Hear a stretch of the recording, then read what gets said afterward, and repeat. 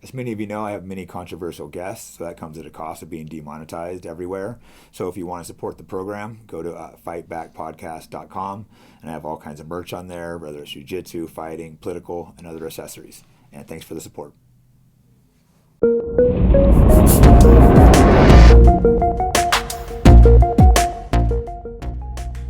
Here with Firas Zahabi. Did I say it right? Yes, sir. Man, this is awesome having you in here. This is Jake.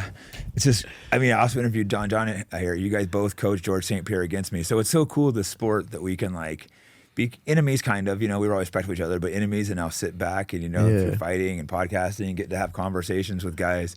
I actually always respected GSP. We never really had any animosity. He's the guy I always looked up to, but having that big, massive fight, there has to create a little bit of hate and tension between us. You know, it has to exist so to sit and have you. So you're also one of the most requested guys in my podcast. Really? More than like GSP and those guys. So it's really weird how requested you were. So thanks for coming in. That's awesome, man. Thank you for having me. Yeah, Zahabi, what's ethnicity are you? I'm Lebanese. Oh, Lebanese. Yeah, my parents are from Lebanon. Oh, then we'll get into one of my favorite subjects of Israel later. They immigrated from Lebanon because of the Civil War, and now I'm born and raised in Canada, so we're the first generation of Zahabis in Canada. Nice. There's a lot of Lebanese in Canada? Or not Actually, really? yes. You know, Lebanese are a little bit all over the world, but in Canada we have a lot of Lebanese. Yeah, I'm trying to think. I don't know very many Lebanese people in the Bay Area for a while. And I'm trying to think of any Lebanese people there. I think of a few, but not a lot. No. But here it's a beautiful country. We're coming. Don't worry. We're spread around. You guys will get there. We're coming. So you're from Montreal. That's where you were born? Yeah, born and raised. Holy shit. Yeah. It's crazy there. We were going to watch GSP fight there when he fought, was it Koscheck?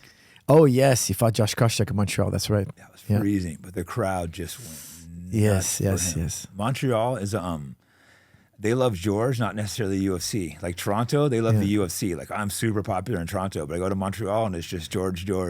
They love fighting. The Quebecois love fighting. And like if you hear the stadium when George is fighting, it's one of the loudest stadiums you're ever going to hear.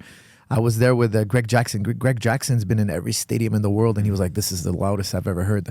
The Quebecois, they love George St. Pierre. He's their Wayne Gretzky, you know, for fighting. Like he's a megastar in Quebec. And it's strange because he wasn't popular until he fought BJ Penn. Like before that, you know, he was world champion. He was doing so great. He was performing well. He was popular, but not so popular. It was after the big BJ Penn fight, after the prime time, the whole show they did on him. Then after that, he went to another level of fame.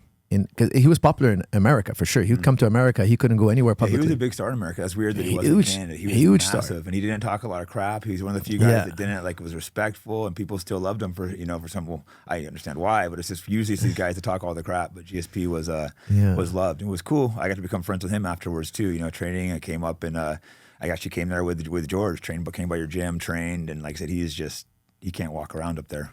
No, now he's too famous, but that took some time. It was strange because I think they really fell in love with him, and he got a lot more attention after the BJ Penn fight because MMA was still seen as like human cockfighting at the time. It had a lot of negative press. Like even when he beat Koscheck the next day in the newspaper, it was like the savages take center stage, and it was like a bad publicity in the media. You know, even though the fans love it, but the media doesn't at that time they didn't like MMA. But now UFC's coming back in May to Montreal. It's been 10 years. That's right. That's right. George blew it up in Canada, but then it kind of went back because when me and George fought up in Toronto, that was insane. That's one of the crazy, being the main event, and that's one of the craziest events I've ever seen. Just the energy up there, it was just like, wow. Record breaking. It was just being the main event for that. It was just so much pressure. But I knew George had to be going through the same thing, like the media, the build up to that. It's just like, even being a coach, you're probably like, wow, this is one of those moments that was insane. That night I had 5 fighters on the card. I was running back and forth from the arena to the backstage to do the walkout. They wanted me to do the walkout. I couldn't stay by the cage. And then you and George were fighting in the main event. I think it was 55 to 60,000 people about. Record breaking at the time. It was colossal. I mean, it was a great fight between you two. Yeah, man, coaching is stressful as hell. A lot of people don't realize the coaching aspect is almost as stressful as fighting because you put your heart and soul into coaching. You know, I haven't coached a lot of people, but the guys I do, I put a lot of energy into them. And I imagine probably the same with you, especially someone like George, the guys you put energy into. When you go out with these guys, your adrenaline spikes, you're ups and downs. So you're probably just wiped out cornering 5 guys. People don't realize that's a big fucking, it seems like, oh, it's an easy job cornering, but man, the stress of that is insane. It's a crazy amount of stress. It's because you know what? You want everything to go right. You care about that person.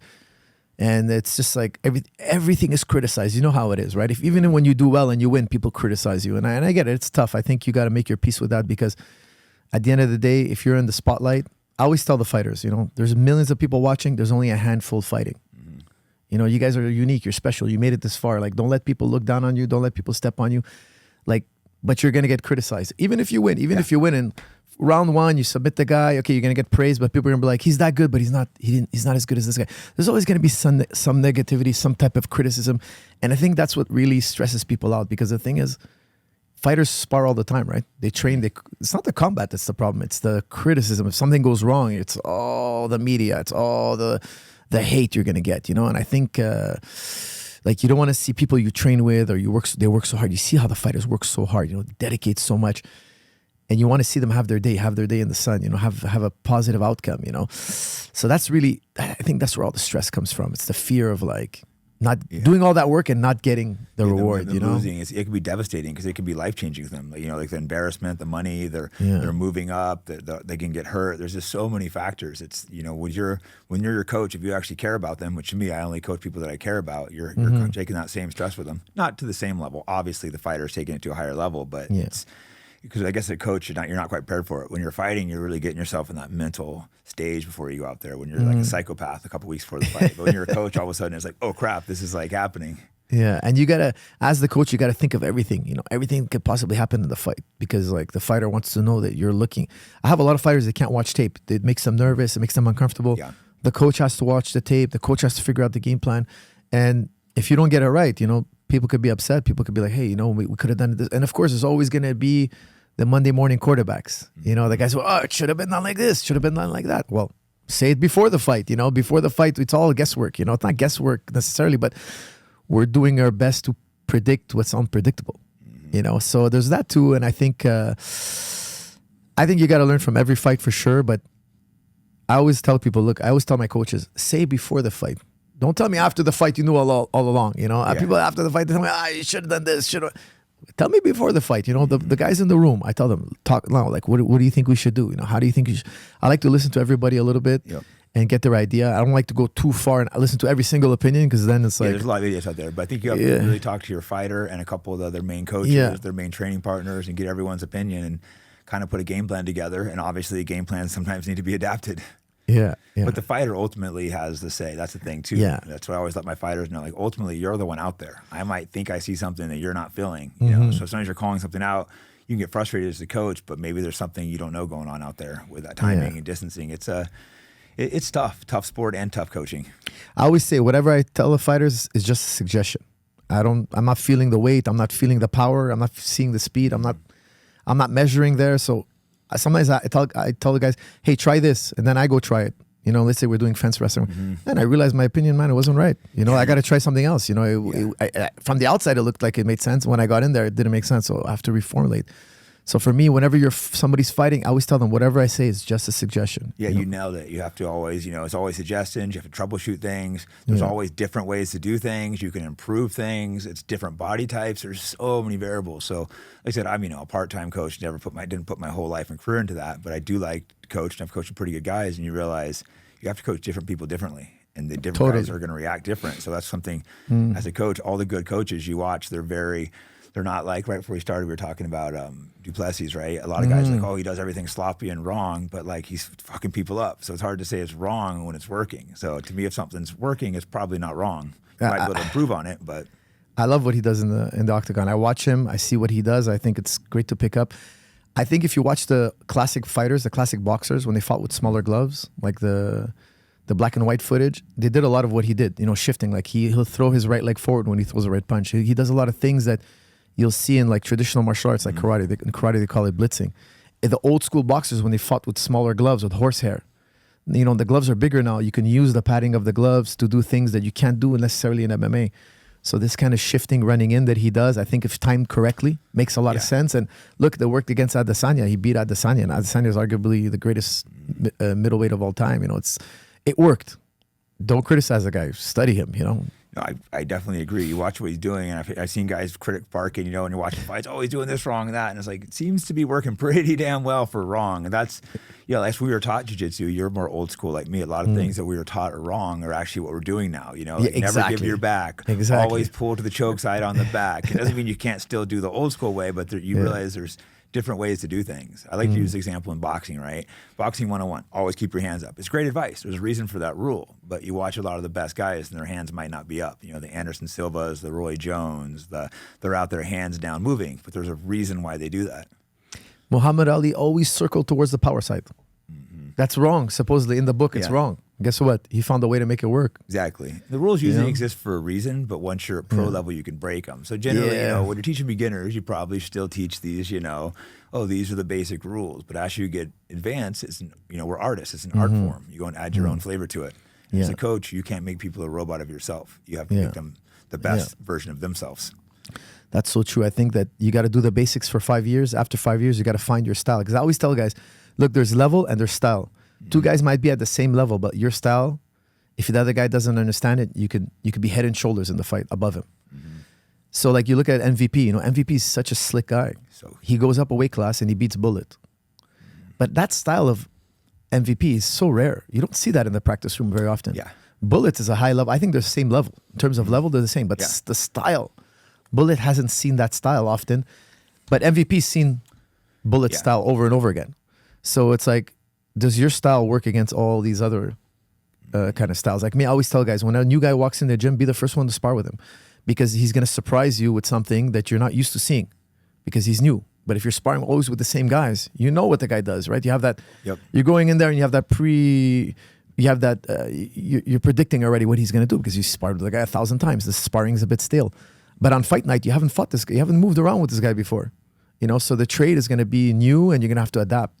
That's huge. I think that people have to develop their style to compete against any style there is. If a guy does a back fist, it shouldn't shock you. Bullet, he did a double back fist at one point. I've seen that before. If you've never seen it, you're going to get knocked out.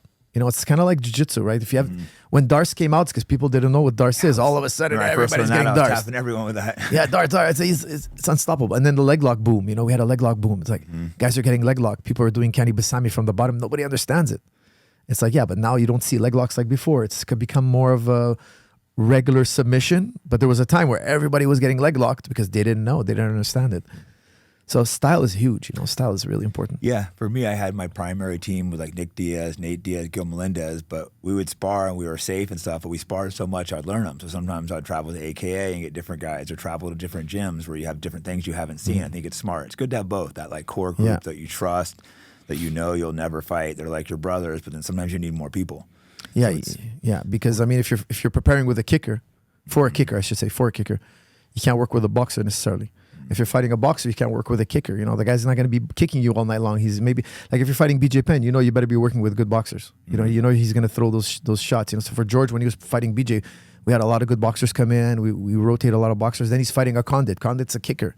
Condit does wild back fists, flying knees. You can't work with primarily boxers. It's not what he does. So you really got to get specialized and adapt and try to recreate what you're going to see on fight night, right? Yeah, I think you have some of both. Some are just getting the good, tough rounds. That makes you a lot better, but then you also need to do for specific guys. And GSP, man, what must have been great training him. He seems just like the perfect student.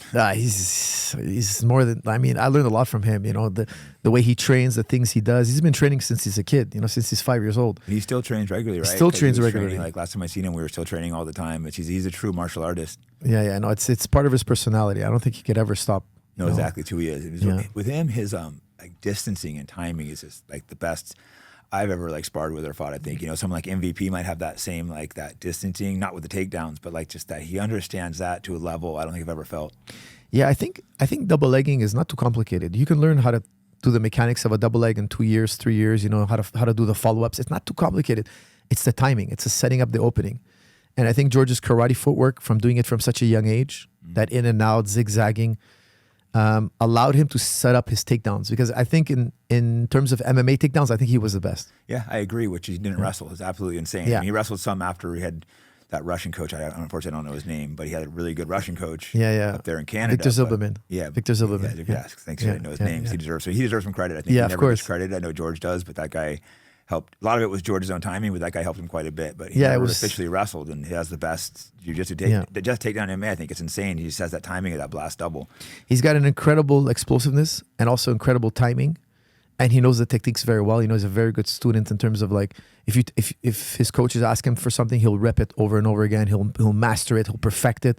So he had everything he needed. You know, the timing, the setup, the jabbing. You know, he was a very good jabber as well. So he had such a great setup to Amazing takedowns. jab. You know, like he has probably the best jab in UFC too. I remember when he first hit me the jab, man, it stung. I rarely feel a punch in a fight, but his jab had so much sting to it because there's different types of punch. There's like that snapping versus the thud, and he has this like snap that just like jarred my head when I tried walking forward. Everyone's like, "Oh, why didn't you walk forward more aggressive?" It's like, man, he would stun me with that jab. So he's a hard guy to move forwards, you know. Yeah, he has a blinding jab. Definitely, and he's got a long reach too. So And that's where he uses to control the distance, you know, and then find that timing for that blast double. And it's I said he must have been an amazing guy to do his whole. You coached him through basically his whole career, right, or the majority of it? Yeah. I was with him since his first pro fight. I was a training partner at first, and then I started becoming his trainer as well on the side. I was helping him with his striking, and then after the Sarah loss, I took the head coach role because he had a fallout with his old head coach. His old head coach, he had a different vision for how to move forward after that loss, and I think George and him didn't agree, so they parted ways. And he asked me to be his full-time coach, you know, his head coach. So since then, we reformulated because the thing is, back then there were so many different training philosophies. You know, there still is, of course, but back then we were really kind of still very new and trying to figure out how to do things, how to cross-train. You know, some people think it doesn't make sense to do a little bit of everything because you're not going to be good at anything. And, you know, there's all these competing philosophies. But at the end of the day, I think we have to formulate for what was best for George because he already had such a great footwork. He had a long reach. So we're like, hey, let's formulate a style that you're comfortable with. Because his other coach, I think, wanted him to fight in a different way that George wasn't comfortable in. Yeah. His other coach wanted him to do more like infighting and stuff like that. But that's not really George's personality. Athlete too, you know, and like he's a distance fighter. You have to realize what he's good at. Try to force him infighting, I think would have been a bad move. Yeah, like if you see his first fight with BJ, he tried to infight a little bit too much with BJ. And it didn't work for him. Inside with BJ Penn, I need to rewatch that fight. Yeah, you don't want BJ Penn near you. I wouldn't have GSP and fight with BJ Penn. That's he has this very powerful uppercut. He caught George with it in round one. In their first fight, he broke George's nose. Like he really. So I mean, those were where he was getting hurt. So the rematch, you know, we're like, let's stay on the outside. Let's keep it in the karate distance where you've been your whole life. You know, like that's where he's comfortable. You know, BJ Penn is really good at the inside distance. He can really hurt you. Keep him in the karate stance. You know, karate distance. So it worked much better, just at making adjustments and whatnot. And I think we had more of that vision because I was more flexible in the way I want to do things, you know? Yeah, because you can't, like we were saying earlier, you can't make a robot of you. You have to look at them, what their style is, what's going to work best for them. And that's what makes them better. And the GSP, he was probably also a massive help to launching your career as a trainer. Of course. He was such a big superstar that made TriStar one of the gyms on the map. And it's pretty impressive. You had a huge longevity of that gym, that it's still like a top gym. Because a lot of these gyms come and go really quick. So you're obviously doing something right there. Yeah, I know. He was the leader of the gym for a very long time, of course, you know, because when he was active, like everybody surrounded him. He brought in sparring partners from all over. The more money he made, the more he invested in his fight camps, you know. So he brought in a lot of great trainers, a lot of world-class trainers. So of course, when those trainers would come in, I would go in as a student. You know, I wasn't like, oh no, I'm the trainer here and you're gonna do it. No, I wasn't like that. Like when these guys came in, when John Danaher came in, when the wrestling coaches came in, when Freddie Roach came in, I'm like, hey man, I'm your student. You tell us what you wanted to do and we'll do the legwork for you. You just direct. You know, we brought in a lot of great trainers from all over the world. And George would tell me like, who do you want to train with? I'm like, oh well, this guy, that guy. You know, like I was like, bring in Stephen Wonderboy Thompson. Bring him. That's how we started. That's how he got started in MMA because we're convincing him to do MMA. Wonderboy, who wasn't doing MMA before. He was good, man. And he was already a purple belt in jiu-jitsu. I was like, man, why didn't you do MMA? It's like, oh, well, the market was new then. You know, I think he would have jumped into it eventually in a way. But I was like, man, you could be a world champion. He's so slick on his feet. And he was already a purple belt. He's hard to take down because you can't get a hold of him. His movement, his footwork, his timing. Yeah, it's great. Yeah. But I think it's so important as a coach that you realize that you're always learning. Some guys' egos get in the way and they never become a great coach because they always want to act like they know everything. They want to look like their students know the answer. But you have to be able to learn from other people, to change your opinion, sometimes admit you're wrong. That's actually what makes a great coach, not pretending like you know everything. Yeah. I think everybody gets a beating in the gym. It's not a big deal. You got to eat that humble pie. You know, it's going to make you stronger. It's going to make you better. And if I didn't do that, I don't think I would have lasted, to be honest with you. I would have got, like, you know, I would have fell behind. It would have been all like image, No, it has to be. You have to know what you're doing in the practice room. Fighters know. They came in from out of the country. They have many fights. Yeah. They know how to wrestle. They know how to punch. They know how to grapple. If you don't know what you're doing, they know right away. They notice it right away. You can't just I think it's easier to do it the right way than the wrong way. Like to try to pretend you're a good trainer is harder than being actually a good trainer. Just get on the mat, man. Yeah. Put in the time and energy. Keep learning because the sport's new and changing, and things are always changing. Things are changing quick too. Like when I was fighting, no one was doing the calf kick. Now everyone's blasting the calf kick. Just things like that. Like the sport is so new, you have to be adapting. The leg locks we were talking about earlier. If you're not staying up on the trend, you're gonna fall behind as a coach quick. Yeah. You gotta develop as the fighters develop as well, and the formula has to be retested all the time. And there's no, I think we're not even close to the peak of MMA. I think like in 10 years from now, we're gonna have guys who are so much better than what we have. Like when you look back at fights 10 years ago, look, the guys were the best in the world then, but now we have better training methods. We understand different things, different positions even better. Like especially fence wrestling. Fence wrestling is changing so much so fast. We're figuring things out because there's nobody with 20 years of fence wrestling. Like it's only the guys retiring now, but we're finding new ways to get the guys on the ground. Recently refined my fence wrestling, so it's so much better than when I was fighting. I'm like, oh damn, I have like systems put together now. I was good on the cage before, but now I have like whole systems. Partially, I put together a few things I picked up from Donna here. It's like whole systems off the cage now. I'm like, wow, this is like. Things are always being refined. Like I said, you got to always be learning. And now there's money in the sport, so more people could train. Now that it's hard making a living as a trainer, but you have an actual gym going, and you've had some really big fighters. But it's something you do because you're loved. You definitely should not become a trainer for the money. No, you should. Like you're probably one of the fortunate ones that's made some money doing it. But most trainers don't. You're in a different situation. But most trainers, it's not something you get in for the money. Look, when I started this thing, I was doing it for the love. Yeah. When George fought his first fight in UFC, he fought Cairo Parisian. We prepared for 4 months, and he made $3,000 to show and $3,000 to win. So he walked out with $6,000. Now he was over the moon. He was super happy because he got to fight in UFC. Now we weren't doing it for money. We got to go to Las Vegas. We got to travel. It was amazing. Now at the time I was thinking, look, I got to go to school. I got to earn a living eventually. I got to put food on the table eventually. But I love the sport. Now the sport exploded. It got so much more popular, so much more money started coming in, and then they added more weight classes. The sport grew overnight in front of our eyes. It was really incredible. Yeah, we watched it just explode from like nothing to like real money and popularity. But I always told myself that I'll never rely on the fighters for money. So for me, even with George, I only had a handshake deal, no contracts, no nothing. He would even tell me, ask your agent to get you more money. I'm like, no, I never rely on the fighters for money. I have my own businesses. I set myself up. I still do it because I love it. Now we're doing it on the big show. We're still doing it in UFC. But if that were to go away, I would still have my, you could do something else. You have your gym. Yeah. You know what I mean? You shouldn't do the sport when you stop loving it. Same I always tell fighters, like a lot of people fight a little too long. I probably fought a couple years where I kind of lost the love. And that's when you start losing. That's when you can get hurt. It's just too much on the line to be fighting if you don't love it. Yeah, it's tough to fight when you have, it's all or nothing. Like your rent is on the line. Like I don't like to fight like this. I don't want the guys to be fighting at this kind of, under this kind of stress. So I didn't want to put extra stress on them by like, hey, you have to pay me this, you have to pay me that. I actually tell my fighters, if you don't make more than this amount, if you're not making this kind of big check, don't even worry about paying me. I'm going to invest in you. We're going to take our time. We're going to build until you're making this amount of money, and then pay what you want. Yeah. And I tell the guys, pay what you want. There's no contract. There's a handshake deal because I'm independent from them. I don't want to be dependent on the fighter. And I feel that 99% of the fighters are going to happily pay and the right amount that they think is right, and they feel that this amount is deserved.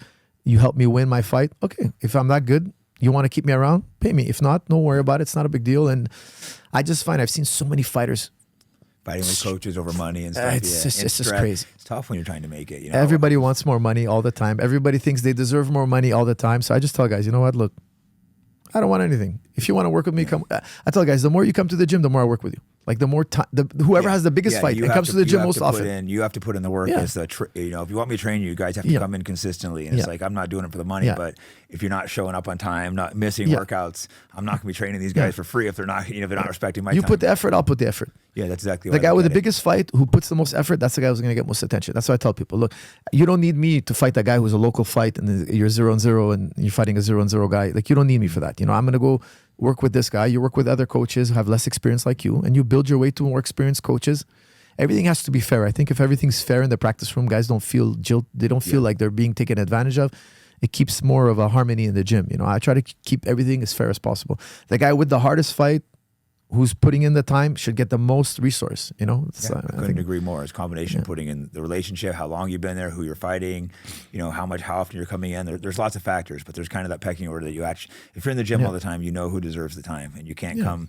Even if some guy's making more money, you can't all of a sudden put all your attention to him. No, if he doesn't show up regularly, I'm not going to stop everything I'm doing. I'm going to tell him straight up, look, you're coming on these days, I have this much time for you. Exactly. You know, like you have other coaches, that's what you're going to, you know, you're relying on them. So but I'm in the gym all the time. I put in a lot of energy in the gym. I'm there twice a day. I'm teaching 3 classes a day. I'm there running practice. I stay as late as I need to. I travel when I need to. I've been on the road now for almost a month now. Away from your family. Stuff. You know, that's why I'm not out of pocket stuff. You know, like it's. You know, that's why I don't train full time. You know, kids and my busy schedule. I know I can't give my all to the fighters. So like, you know, like I was training Javid and them. They moved, unfortunately, but I knew I couldn't give them the time. So I understood why they moved. And actually, he fought your brother in a really amazing fight. I was really impressed with your brother, man. He's tough. Javid, that kid's. Yeah, Javid's a real special fighter. And his brother, they're both super talented and great. Those are the kind of guys you want to coach that just listen. They're always on time. They're respectful. They're just amazing athletes. Yeah, but yeah. You're back to your brother real quick, man. He's talented. Thank you. Have you coached him from the beginning? Or? Yeah. I started taking over his training a little bit more after his first few fights in UFC because I was so busy with George and Rory. They had mega fights and like that. Even though he's my brother, I have to be fair. You can't. I have to be fair. You give him a little more, but you can't make him a priority when he hasn't earned it. I'll add more hours on my schedule, but I have 24 hours in the day like everybody else. You know, so after George kind of retired, I took more control over his training and tried to revamp his career and push in a more positive light. Now he's won 5 in a row. He's fighting Jose Aldo May 10th. That's right. That's what I just saw, man. In Montreal. That's a big moment for him. He's putting himself as a real contender now. You know, before he was good, but he was never quite like an actual top contender. If he wins this, he's up in the, you know. Yeah. Aldo's he's a legend of the sport. So for me, it's incredible. No, that's such a great. He's one of the biggest, stars, one of the greats. So that's a massive fight. Yeah. Even if maybe slightly past his prime, not by much. He's still vicious. No, he's a tough guy. He's a dangerous man. You can't sleep on Aldo. No, that's my brother, he puts his heart and soul into it. It's incredible. He's a dad. He has twins. He has little girls. He's a good dad. He spends a lot of time taking care of them. It's incredible. My brother's schedule, what he does in a day, it's insane. He's such a busy guy. It's wow. And he's fighting Aldo now. Put that on the table. It's a lot of work. Yeah. Methylene blue has been used for over 100 years for medical purposes and recently surged back into popularity. It has been shown to help repair brain tissue and improve memory, cognitive function, energy, and mood. Research suggests that methylene blue could have neuroprotective effects, possibly aiding in conditions like Alzheimer's, Parkinson's, and depression. Go to MerakiMedicinal.com and use the promo code FIGHTBACK for a discount. It seems like you've built your gym. Even when I came in, it's all about, respect and community. You have to have that for long-lasting gyms. You've been over 15 years, I think, operating? More. I've been at the gym since year 2000. I've been at TriStar. TriStar was run by Conrad Platt before me. 20 lose track of time. Was it 25 years? Yeah. I've been there 25 years now. Wow. 25 years. And I bought it in 2007. I bought a share of it. Then I bought the rest of it, I think, in 2010. My classes were really growing. Like I would say, the vast majority of people that were there were for my class. So it just was kind of natural that I buy the place or whatnot. It worked out well. And I spend my days there. I spend 6 days a week there. Actually, 7 days a week. 7 days a week. Realize it's the amount of time you have to put in to be successful. You have to do this 7 days a week when you have people fighting. You can't do holidays often. Christmases. Every day is open.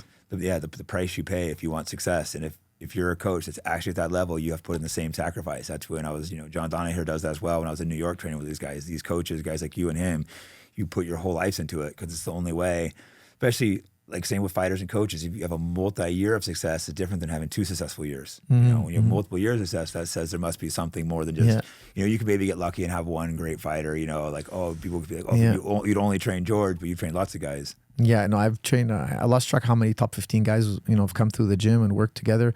I think if you create an environment where guys can win their fights, the gym will live forever. Not forever, but for a very, very long time. But it takes the coaches and the right students to work together. It's really a synergy. I always say you got to have a good trainer and you have to have a good student. Because if one of them doesn't do their part, it doesn't work as well. You have a great trainer and trainer, but you have to have the students as well. Yeah. Exactly. John Donaher's a good example. He'd coached for years, but he was in New York. He just didn't have guys that were serious training. But then all of a sudden he had Gordon, Gary. Well, he had success with like George and stuff. He had all these other guys come in. He put the best jiu-jitsu team in the world together. The thing is with John is he was putting so much attention to MMA. With George. And when George retired, it opened up his schedule. And then the thing is with John, he could take a young guy in 5 years, make him world class. Like he does it really quick. It's insane, yeah. It's insane. So he's distilled everything he's learned in the last 30 years to teach it to you in 5 years. It's incredible how he does it. So when George retired, I think it opened up his schedule. That's really what it was. Because don't forget, he was training Weidman, Frankie Edgar, George St. Pierre. Like these are mega fights. He's like the best fighters, yeah. You know John. You've trained with John. He's in the practice room 10 hours. All day he's in there. He puts his whole 10 heart and soul. hours. Yeah, he can come across very cold and stuff, but he really cares. He's all business. Exactly. No wife, no kids, no nothing. There's nothing else. There's nothing else. He wakes up, he thinks about jiu-jitsu, he teaches jiu-jitsu. We go out to dinner, he talks about jiu-jitsu. Like he's laser focused. Yep. And that's why like these young guys that are training with him, they don't understand. Like I watched a lot of his evolution. I've been training with him for 20 years almost, you know. He did so much trial and error. He studied so much. Yeah, he's constantly trial and error stuff, even still today. And then he shows you something. And it's like, hey man, it took him 20 years to figure out these details. And you're like, oh, well, this is cool, thank you. It's like, no, you don't understand. Like this guy just gave you a gem.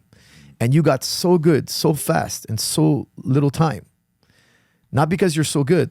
Yes, you're very good, but also he refined it for you. Like his system has changed since I've been with him. I've been watching him refine it. Even though the years I've trained with him, I watch he's always changing and refining things. He doesn't have too big an ego to admit there's a better way to doing things. You know, he'll go and change it differently.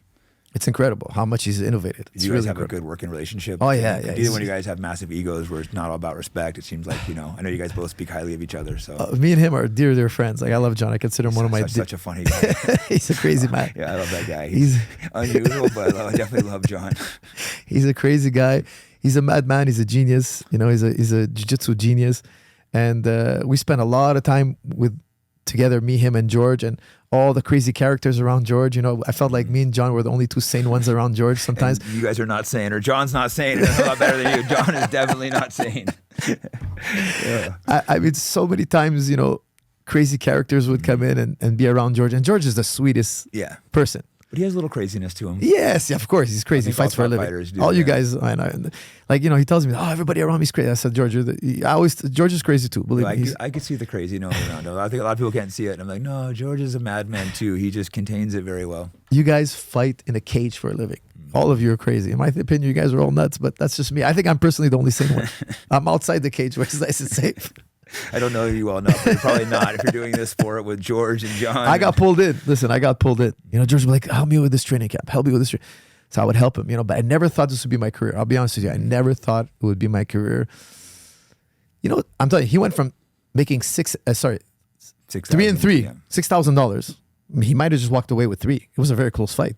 You know, like it was a fight to the death, him and Cairo. It was a crazy fight.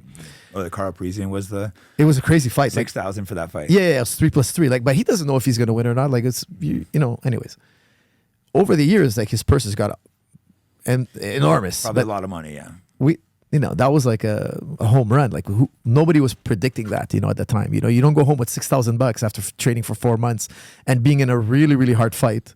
And back then, Matt Hughes was the champion, and he seemed unbeatable. Yeah, you know, they would make fun of Canadian wrestling. They would like, Canadian wrestling, that's never going to work. It's never going to work. We were looked down on. We were criticized. Yeah. You know, we sucked. And it didn't look like, hey, it's all roses from here. It's going to be easy. No. It looked like it was a dire situation, especially after George got knocked out by Matt Serra. Even his old trainer walked up to me. He's like, don't train George. You know, he's just going to get knocked out because he was trying to, you know, say that George has no chin and he cannot wrestle these guys. You know, these American guys eventually are going to out wrestle him. I'm like, look, I'm going to help him because he's my friend. But literally, some of his coaches abandoned him. They're like, hey, you know, this guy's not good enough. He's got no chin. Yeah. He's got no chin. And they were criticizing him, you know, people, because he tapped. Because he was getting hit and he tapped. Well, he wanted to save his chin for another day. Like, he knew he couldn't win. He did the smart thing. You know, he checked his ego and kept his health, you know. Then he went on a 9-year win streak. Now, I'll tell you something. His comeback fight was Josh Koscheck. Josh Koscheck was known for a heavy right hand and to be a stellar wrestler. Top wrestler. So it looked like a bad matchup. Maybe 2-time national champion even in America. Yeah, I mean, he was a crazy good wrestler. He even took George down in that fight. And, you know, George is almost impossible to take down. Like, statistically, he's like one of the hardest guys ever to take down. And everybody on paper was thinking, oh, George is going to get killed. Why? Because Koscheck has the power and you can't take him down. So this is your ticket now. You're done. You know, this is the ticket that's going to take you out. He wins that fight unanimous. Like, I mean, it was hard to see back then how far he can go. But he shocked a lot of people. With hindsight, everybody's like, oh, well, he has so many attributes. Yeah, but at that time, no one knew at the time, yeah. At that time, after he got beat by Sarah, a lot of people thought, oh, he's hype. He's a hype train. He's a hype train. So, I mean, he proved everybody wrong. He really dug deep. He was in the gym the next day. Like, after he lost to Sarah, he really dug deep. You know, he really became, like, wiser, I'll tell you, wiser. And he became obsessed with getting things right, perfect, didn't cut corners. Absolute perfectionist. Because he cut corners for the Sarah fight. He'll tell you. No, he's a perfectionist. Being around him, I've noticed, like, the little tiniest mistake will drive him nuts. You could just tell. Yeah, because I think it's the Sarah fight, you know, because during the Sarah fight, he had a knee injury. He should have pushed that fight back, but he was like, oh, I'm going to win this fight anyway. Because I don't know if you remember, Sarah got his title shot because he won the Ultimate Fighter. He won the Ultimate Fighter, yeah. So it was like the American dream kind of thing. Fight. They were like, oh, it's going to be an easy fight for George, and that's when he got knocked out. He didn't go beat the number 5 guy, number 3 guy, number 2 guy, number 1. No. He won the Ultimate Fighter. He beat guys who got cut from UFC, who will get a second chance. It was a Cinderella story. It was the walkthrough fight for George. It was supposed to be. George was supposed to annihilate him. It was, if I remember correctly, the biggest upset in UFC history. It was a massive, insane. I forgot how big of an upset it was, so you just mentioned that. It was this. It was a Cinderella, only in America type story. You know, we're going to give these guys a shot at the title. It was an insane experiment, but guess what? It shocked the world. Right. It shocked everybody. It was George a little bit cutting corners because this should be an easy fight. Easy fight in his mind. Oh, it's Matt Serra. I'm going to run through him. Big mistake. You beat Sean Shirk. You beat Matt Hughes. This guy wants it bad. And Sarah's not scared of anybody. You know, Sarah's crazy too. You know, he's a New York. He's a New Yorker. You know, too, yeah. He's a New Yorker. They're not the fight to the death. You know, so it was a crazy upset, yes, but I think it made George wiser. George just went to another level in his mind. I think, you know, he started thinking of more for himself. He started never cutting corners, doing everything right, over preparing. And I think it fueled his career. You know, it pushed him to another level. Yeah, I think something people don't talk about very much is just like the desire to win. That is huge. When you have that desire to win, you're going to go out there and win fights you shouldn't win. Or, you know, like Henderson dropped me twice, but at that time in my career, I had such a desire to win. I didn't care. I was willing to die. When you lose that desire to win, it's hard to be a world champion. That is one of the best comeback fights I've ever seen. You went up a weight class, right? Yeah, I went up to 85s, moved up to 85s, and then, you know, got just flattened twice in the first round. But I had such a will to win in that fight that there was just no way, you know, because I wanted to fight George so bad. I knew I needed to get through Henderson to fight George. You got hurt really bad by a bigger guy known as the H-bomb. He flattens people. You got hurt twice, actually, in round 1. Twice, I got dropped twice. Got dropped twice. For those of you who didn't see it, you rallied back in round 2. You were doing a crackdown. So you were shooting high crotch to crackdown. Yeah, big high crotch. The crackdown worked beautifully on an Olympian, on a guy who's an Olympic level wrestler. Olympic wrestler, exactly. And you mauled him on the ground. I'm on the ground, you just crushed him. But standing up, he's dangerous. Yeah, he's massive. And he was a weight class heavier than you. Yeah, I remember between rounds, I went in. I'm like, I don't know if you know Tariq Azim. He trained me. I'm like, oh, did I? Who was it? Tariq Azim. Oh, yes. Of course. I remember like, Tariq. Did I slip or did I get knocked down? He's like, oh, you just slipped. So for a week after, I didn't rewatch the fight. Everyone's like, oh man, I can't believe you got dropped twice. And I was like, oh no, I just slipped. And I watched it later. I'm like, oh bro, why didn't you tell me? That was embarrassing. I've been for the last week telling everyone Henderson didn't knock me down, and he just flattened me twice. I woke up. He's trying to throw that H bomb because that's where he did the flying Superman punch to Bisping right before. And I look up and I seen him. I'm like, oh, bro, I did not want to get humiliated like that. That was one of the greatest comeback fights I've ever seen in my life. Thank you. That was wild. Because to go out there and take down an Olympian after you're stunned like that, it's not an easy task, you know? That's like I was saying, that's when will comes in. That's the massive people don't talk about enough. It's just not. I wanted to win that fight so bad. I was willing to do whatever it took, you know, and I trained so hard. So like I should have been knocked out, but it's just like I refused to accept, you know, I woke back up when I was knocked out because I just refused to, you know, lose. And I was seeing doubles, but I just kept moving. I'm like, well, if I'm moving, you know, it's gonna be hard to hit you. That's what you need to do when you're hurt. Just keep moving, keep moving. So that was a brilliant fight. I mean, if everybody who hasn't seen that fight, because that's the older one, how many years ago was that? God, time flies. Because I fought George in 2011, so maybe 2010. Oh, really? Okay, so soon after you fought George. I fought Campman, then George after that. That's right. Yeah. Weight cut for the Campman fight because I'd gone up to fight. You know, I had a couple fights because I fought Lawler 85s too. Moved up, fought Lawler 85s. Who else did I fight? One other fight there. Mayhem Miller. You fought Mayhem outside of UFC, right? Yeah, I fought those all in Strikeforce. Fought Mayhem, Lawler, and then Henderson. Oh, that's right. You guillotined Lawler. I remember that. Yeah, that was a great fight. That was a huge win for you. Yeah, huge win because Lawler's a dangerous man.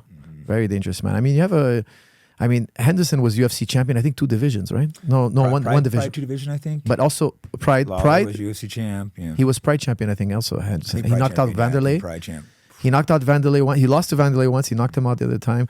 I mean, Henderson's one of the greats, man. And you mauled him, man. It was great. Yeah, that was weird fighting him because he was a guy I looked up to. Yeah. It's hard going in there and fighting these guys you grow up young, looking up to, and then you have to go and fight them. You have to get your head right for that type of stuff too. Like, oh, I've been watching this guy, looking up to him since I was younger. So you got now I got to go out there and try to hurt this guy.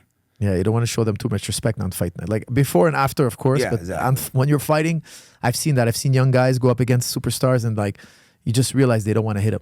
Yeah, I look up to this guy. How am I going to fight him? But you have to just like, that's why you have to get yourself in psycho mode before the fights. Get yourself just like mean, cold, down. I'm sure you notice your fighters start changing before the fights, like the weight cuts. It's like, I always joke around sometimes with fighters. They're like, we might be cutting weight with them.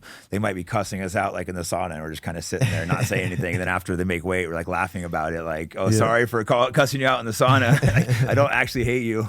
I know I've done that a few times. Just melted down on my team for no reason because they get back in the sauna, start cussing them out. And it's being a trainer, you have to deal with that too. The emotions are high, the weight cut, guys aren't eating. It's just that pressure. Yeah, I try to make it easier for them. But even then, they're in a very... uncomfortable. You have to get yourself a little bit crazy before that fight. There's the pressure. There's the weight cut. You're not eating. They're not going to be in the best headspace. And I think as a trainer, you need to sit back and just kind of observe. Guys are different. For me, I like to joke around, have fun before a fight. Some people are different though. It's like you said, it's reading everyone differently. Yeah, George was very nervous before the fights, extremely nervous. And John was always great. Danaher was always great at making him laugh.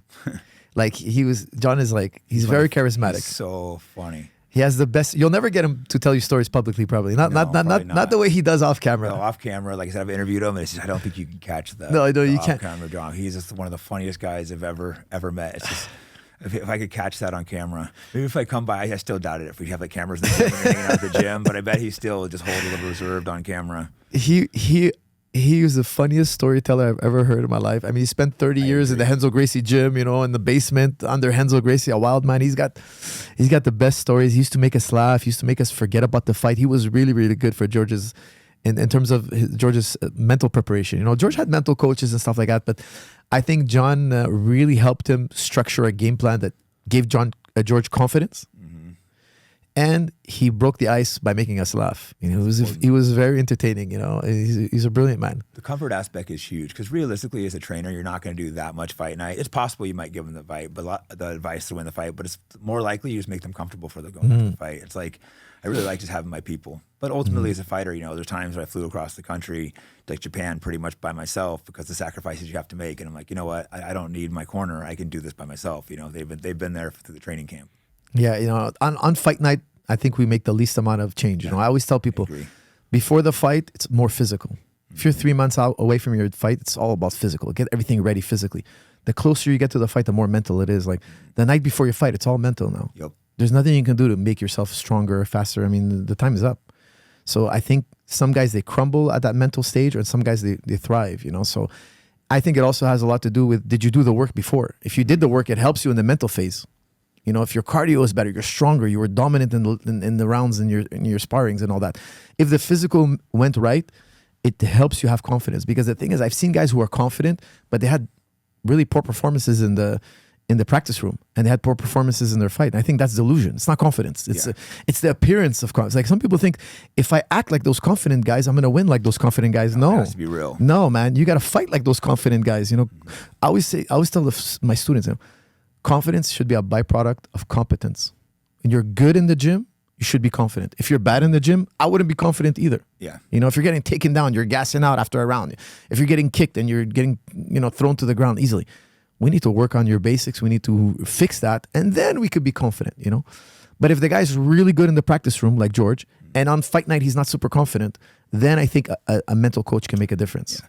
You ever have a fighter that's an absolute killer in the gym, but then just goes out there and can't perform? That's sad, right? There's guys like that. They're just a killer in the gym, but they go out there and lose to like bums. You're just like, oh man, I've had that. Believe me, I've seen it. I had a sparring partner like that. He's just a menace, but he'd go out and fight and just lose to some like 3-2 guy. And you're just like, some people call them gym hero or whatnot. You know what? When I have a guy like that, the first thing I do is I ask myself, maybe he's too comfortable.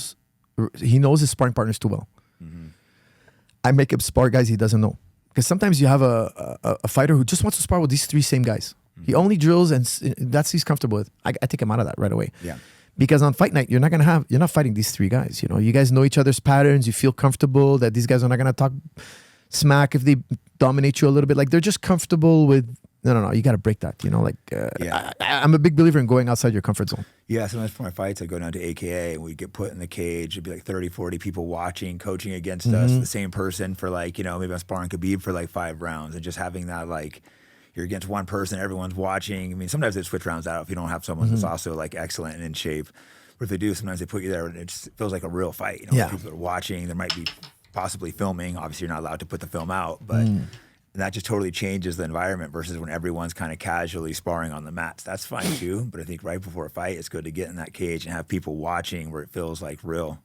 Yeah. It's going to recreate the stress of the fight, So I think that's really important, because if you put people in a stressful situation, they can't do their daily activity. So for instance, if maybe you put your key in your door every day and you unlock your door. But if I jump out of a bush and point a gun to your head and say, open your door right now, I'm going to kill you. Yeah. You can't put that key anymore inside. The stress now, the fact that you're thinking about, that's what happens to fighters. They go out, they get stunned by the lights, they get stunned by the roaring crowd, the cameras are on, so their mind is like on high alert. They're under a new stressful condition, and they can't perform. They choke. Yeah. So you got to recreate that before they go out there. You got to put the stress on them before. Yeah, I know. Like every fight's a ton of pressure, but back to the George fight, when I walked out in Toronto, I looked up, I saw 60,000 people. For a second, I go, I had to flash my eyes. I'm like, oh my God, what am I going to do? And then I go, you know what? George is about to walk out. He's going to look up. He's going to see the same things. Calm, get your breathing down, relax. Yeah. And that's easy to just get in your head. If you look around, start being like, oh shit, there's millions of people watching this at home. This is how am I going to perform? I'm fighting George St. Pierre right now. And instead, it's like, no, relax. Do what you do in training. Go out there and fight. I think everybody feels nerves, especially a mega fight like that. Say they don't, but I don't understand it. I don't know how you could not be fighting. You got to be psychotic if you don't feel the nerves. If they're lying or psychotic or what. Some guys are like, no, I don't get nervous. I'm like, are they lying? I don't know. It's like can't be. I don't think so. It doesn't seem possible to me. I don't know. Chuck Liddell was like, listen, either you're too dumb to understand what's about to happen. We're trying to kill each other, and these two men are trying to kill each other. Yeah. Like maybe the guy's so dumb he just doesn't get it. Like he doesn't understand. Like, hey, so you might get your jaw broken here, and you might end up, like. It's I don't believe it. You have to either be crazy, too dumb to understand what's going on, or you're lying about it. Like it's so normal, it's so natural to be stressed, and it's a very stressful situation for sure. But it's all about facing your fear. It's a scary thing, but you got to face your fear, and that's why you got to get comfortable doing uncomfortable things on a regular basis. Yeah, I think fighting makes people such better men. I think it's just like. The people that when I first got into fighting, I was in a lot of trouble, getting arrested, hanging out with dumb people, getting in fights all the time, doing dumb shit. As soon as I started training, it gave me like a purpose and something to like gear towards, and I just totally changed my life around. Stopped getting in fights, stopped getting in trouble. It just made me such a better person, like so quick, because it gave me something to get my energy out, get my anger out. I could push it towards fighting. So it was just like instantly changed me and made me a better person. I think I've seen that with a lot of fighters. Yeah, I think people are naturally born like with a fighting instinct. Some people are born like with an artistic instinct. Some people gravitate towards academia. Some people gravitate towards the arts. Combat sports is really important for guys who are born with that warrior spirit in them. When there's no war, they need that kind of like I believe like sports is a surrogate for war, Yeah. Okay, there's no war going on. Play baseball, football, basketball, MMA, jiu-jitsu, wrestling, boxing. It's a surrogate for war, right? You're staying ready. And you got to exercise that, what's inside you. Because people know, I'm around a lot of fighters. I see it. I can tell when a guy's a fighter or not. Some guys do it for fitness and they just enjoy it. That's fine. Other guys, they really want to get in the ring. They want to prove themselves.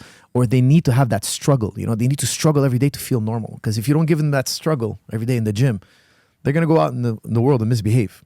And I would say men in their youth, they need physical activity like this. They need to be playing football. They need to get that aggression out. They need to. I think a young man is not made to be sitting in a chair 6 hours in a day. He's gonna like George St. Pierre. I don't think he's a very smart guy, but I don't think he could do really good in school if he was not taught the way he's taught in martial art. He's the type. He's hyperactive. He needs to spend energy. He can't sit there in a like me when I talk to him. I get straight to the point. Like he's the type of guy. Like he likes he's a guy straight to the point. Yeah.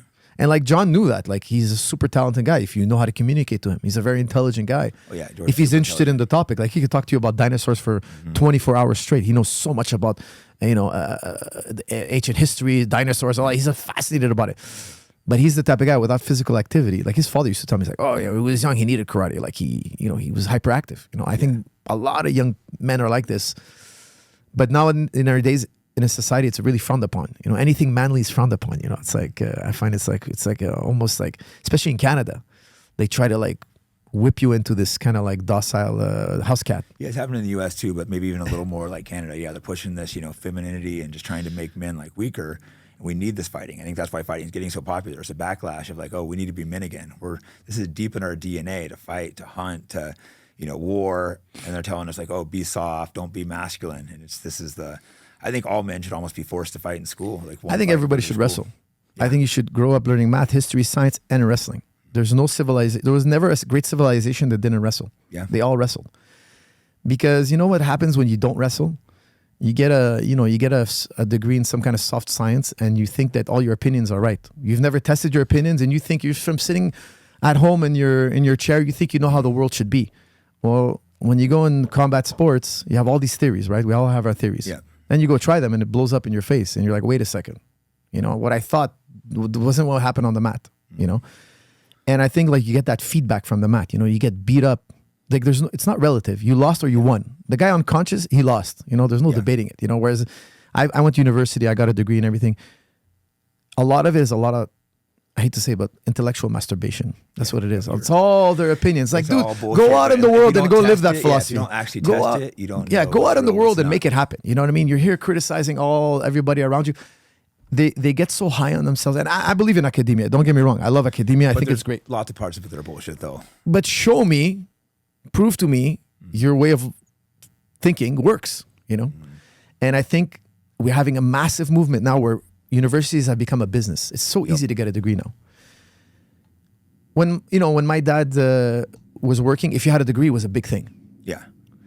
When I was going to school, it was still important to have a degree. Now you have a degree, there's 20,000 other guys and you want the same job and have the same degree. You know why? Academia now, it's like a factory. You come in, you spend, and you graduate. Why? Because the higher the graduation rate, the more people want to sign up, right? People don't want to sign up if the graduation rate is like 30%. Mm-hmm. They don't want to pay money and maybe not get that degree. Makes the degree. So they dumbed it down. They watered it down. Now it's just like everything is relative. There's no right answer almost, unless you're in a hard science. Of course, the hard sciences, there's a right and wrong answer. Even a lot of the sciences have gotten like where it doesn't, like a lot of the stuff, it's like if you can't test it, you don't know if it's true or not. And they act like, oh, this is proven. It's like things like the Big Bang. And it's like, it's not proven. It's just theories. Well, my background's in epistemology actually. So like there's a difference between a mathematical fact and a scientific fact. Like a scientific fact can be overturned. Okay, so a mathematical fact is a deductive fact. It's true by definition. Mm-hmm. A triangle has 3 angles. Triangle. There's no universe. There's no possibility that a triangle has more or less than 3 angles. Yeah. It's true by definition. A bachelor is unmarried. That's by definition. Scientific facts can be overturned. Why? Because scientific facts ultimately are generalizations. It's something we call inductive reasoning. Science is based on inductive reasoning. It's in science you have postulates. Okay, you have axioms, things we consider to be true. We suppose they're true. Mm-hmm. So one of the greatest axioms in science is that the future will be like the past. Whatever happened in the past will happen again in the future. Okay, so if I see these frogs can swim, and I write a letter to another scientist maybe in another part of the world and ask him, hey, all the frogs that you observe, do they swim? And he writes me back and says, yes, they swim. And at one point, we've observed so many frogs for decades, we can write down as a fact, all frogs can swim. Yeah. But you haven't observed all the frogs. So you observed a certain number of frogs, and now you're going to make a generalization. Thousands of years from now, what if the frog loses its ability to swim? Mm-hmm. That fact is going to be overturned. So there's what we call scientific revolutions. Yeah. This is what Popper wrote about. Okay, who is that? Sorry, not Popper. Thomas Kuhn. I know that name, but I can't. Yeah. He basically talked about paradigms. We're gonna have paradigms. Like for instance, like there's so many scientific facts that were overturned. Like for instance, we used to think that the sun goes around the earth. Yeah. There were people who thought no, it's the earth that goes around the sun. But they were a minority of opinion. For thousands of years, the greatest thinkers, Aristotle included, thought the sun goes around the earth. Aristotle thought that all heavenly bodies are perfect spheres. He was wrong. But people thought it was true. Even observations can be wrong over time. They used to think the atom can't be split, then they split the atom. It's like observations over time. Scientific facts are very solid, but if you understand epistemology, it's never 100% as definite as a mathematical fact. So there's a difference there, but it's very nuanced. It's very technical, and you need a lot of time and study to really wrap your mind around. I mean, I studied this for 20 years. It's not an easy topic. This is not an easy topic, epistemology. It's a very complex topic. But science, like, I don't believe the scientific community is... It's conspiracy. I really believe in science. I mean, I really think that parts of it for sure work. Massively certain. Things get wrong quite a bit too, and I don't know if sometimes intentional. Like COVID's when I really started paying attention because I could see it was clearly bullshit, and everyone's like, "The science says trust the science." But that's right when I retired, so I had too much time to go through all these studies myself, and I could see that they weren't matching what the experts were saying. So it's like, look, scientists are as greedy as everybody else. Yep. Yeah, science is great. Okay, the scientific method is fantastic. I love it. Okay, but there's going to be corruption. Why? Money. We can make money. We can use our influence to make science say what we want. They can fudge the data and get paid for it. Like, for instance, Fauci. At one time he said, "If you criticize Fauci, you're criticizing science itself." Like, dude, honestly, man, honestly, what is he? The Pope now? He's the Pope. You know, like, science is about cross-examination. Science is about, science is, I have to be able to replicate it. Another postulate is... Jiu-jitsu is like a science in fighting. Exactly. We go through it and we change things as we keep trying and troubleshooting it. You're supposed to criticize the results. You have to ask for proof. Question everything. You know, we wanted in Quebec, we were asking for public debate about the protocols they were giving us. You know, they were telling us you have to be home by 8, you have to do this, you have to do that, you have to wear a mask. We're like, okay, have a public debate about it. We want to have subject matter experts come out and debate why are we going home at 8? Because you actually have less hours to go to the grocery store. You have people get off at 5. Yeah. You have till 8 to get your groceries. So now you have a smaller window for the same amount of people to go to the grocery store. Like, I used to go to the grocery store at midnight. Personally, that would have fit my schedule, like 11 p.m. After the gym, I'd go do my groceries. Kids to bed. Now I got to do it before 8. So I'd go there and it's jam-packed. But I'm exposed to more people. That doesn't make any sense. Like, why would you reduce the hours? You should make grocery shopping 24 hours. Yeah. Like, you should make it that, hey, common sense. If your license plate is an odd number, you go on this day. If you're like, you'd figure it out that people have less contact with each other. The Prime Minister of Quebec, you know what he said? He said, no, we're not going to have public debate. He refused it's a democracy, right? People are asking for public debate. No, we're not going to give you public debate. And you won't believe what his reason for it was. He said, if we have a public debate, people are going to think there's microchips in the vaccine. So he's telling us basically, I swear he said this. It blew my mind.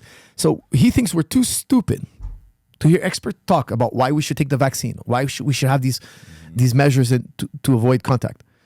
He thinks we're so stupid that if we hear a few experts have a discussion, and Canada's a high IQ population. We're not a low IQ population. Average IQ is like, I think 99 or 100. Okay, so we're not dumb. We're not dumb people. We're educated people. He thinks we're so dumb, we're too stupid that if we hear 2 subject matter experts, we're going to go home and think, oh, there's microchips in the vaccines. I didn't think there was microchips in the vaccines till you said it. Right. Now I'm starting to think, hey. Now it puts it in your head. Is there microchips in the vaccine? Hey, wait a second. No, they treat us like we were total idiots during COVID. And that's like, no, I can look at the information myself. I don't need to take what you said. And then like shutting down the gyms, the restaurants. That was right when I retired from fighting. And I have too much energy to sit around my house and do nothing. It's just like, that's what made me start following politics and realize these people are full of shit. So was your gym, I imagine, was shut down for a while? Or? Dude, they surrounded my entire building with police. I was in the front page of the newspaper. Wow. They shut down my gym for 2 years off and on. I do remember something. Dude, I was on the front page of the newspaper. I called my wife and said, look, be ready. Tomorrow I'm probably going to go to jail. Because they surrounded me, literally like 10 cop cars. I got into a dispute with the police through the door because I used to open the door for them. Yeah. I was very friendly. Yeah, I'm a Canadian. Come in, sure. This time the cop, he banged on the door with a nightstick. So I didn't like that. So I went to look through the peephole who's banging on the door with a nightstick. Now, in my building, I have a dorm. I live at the dorm. The guys that are training live at the dorm. I'm doing everything by the law. But this guy today, he knocked on the door with a nightstick. So that really upset me because I always open the door. I'm always very courteous. The week before this incident, they came 3 times that week. And I opened the door every time. This time, the guy, he put a duct tape on my peephole. So I can't see the badge. So I'm like, who's there? He's like, the police. I can't see you. What's this tape? What's this tape doing here? It's like, open the door now. I'm like, excuse me? I go, look, why don't you take the tape off? He's like, I'm not taking it. Open the door. He starts yelling at me. It's like, dude, I train a lot of cops, They don't talk like this, So I'm like, hey, man, do you have a search warrant? If not, take a hike. Now I'm going to be by the book. Yeah, right. Fuck off then. Yeah, so I go back to training and they surround the whole building with police. My phone starts ringing. The cops are calling my phone. And I'm like, hey, man, listen, this guy's harassing me. And when I saw the cop cars, I wasn't happy. I'm like, hey guys, do you think I'm like Al Capone or something? Like, who are you surrounding? Like, I'm just a gym guy, Legally training jiu-jitsu. Like, are you guys like using all these taxpayer dollars now to do a bust? Like, there's nothing to bust here, Like, I was kind of shocked. Anyways, I was like, look, I'm gonna come in the next day. I live here. Doing training camp in the gym. Like, I'm gonna come here tomorrow. I was sure I was gonna get arrested. The next day they didn't come because I made a video online talking about my situation and it went viral. Yeah, I think I saw clips of that. I had to take it down, actually. I remember something about seeing you. I don't know if I saw the video, actually, but I saw something about you with a standoff with the police. Yeah. It was just insane. How much time and energy they were spending on just a handful of guys who live in the building, training in the building. I own the building. I own the business. I'm allowed here. It's my gym. Yeah, it's your building. You're allowed to fucking go in. And we have a room to stay and live in, and it's basically the building's gym. We all live at this address. It was insane. It was so aggressive. Canada was so aggressive. And it was beyond reasonable. There was nothing reasonable, because I'll tell you something. While this was happening, the mall is open. There's literally thousands of people in the mall, all cramped in one mall. Like, it was insane. All the little businesses were closed. All the big businesses were open, and they were making big money. Anybody who had big money was making big money. They were happy. The rich got richer, and it was the got crushed. Greatest wealth transfer in history, and nobody talks about it. Mm-hmm. The rich got richer. Yep. You think they're not going to let COVID roll? They love it. They're making so much money. And I believe COVID is a real thing.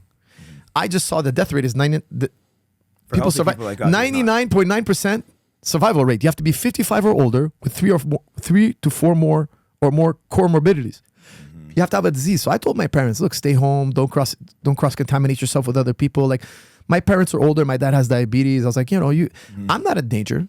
I don't think the death rate in children was literally 0%. Less than the flu. No, it's 0%. Zero.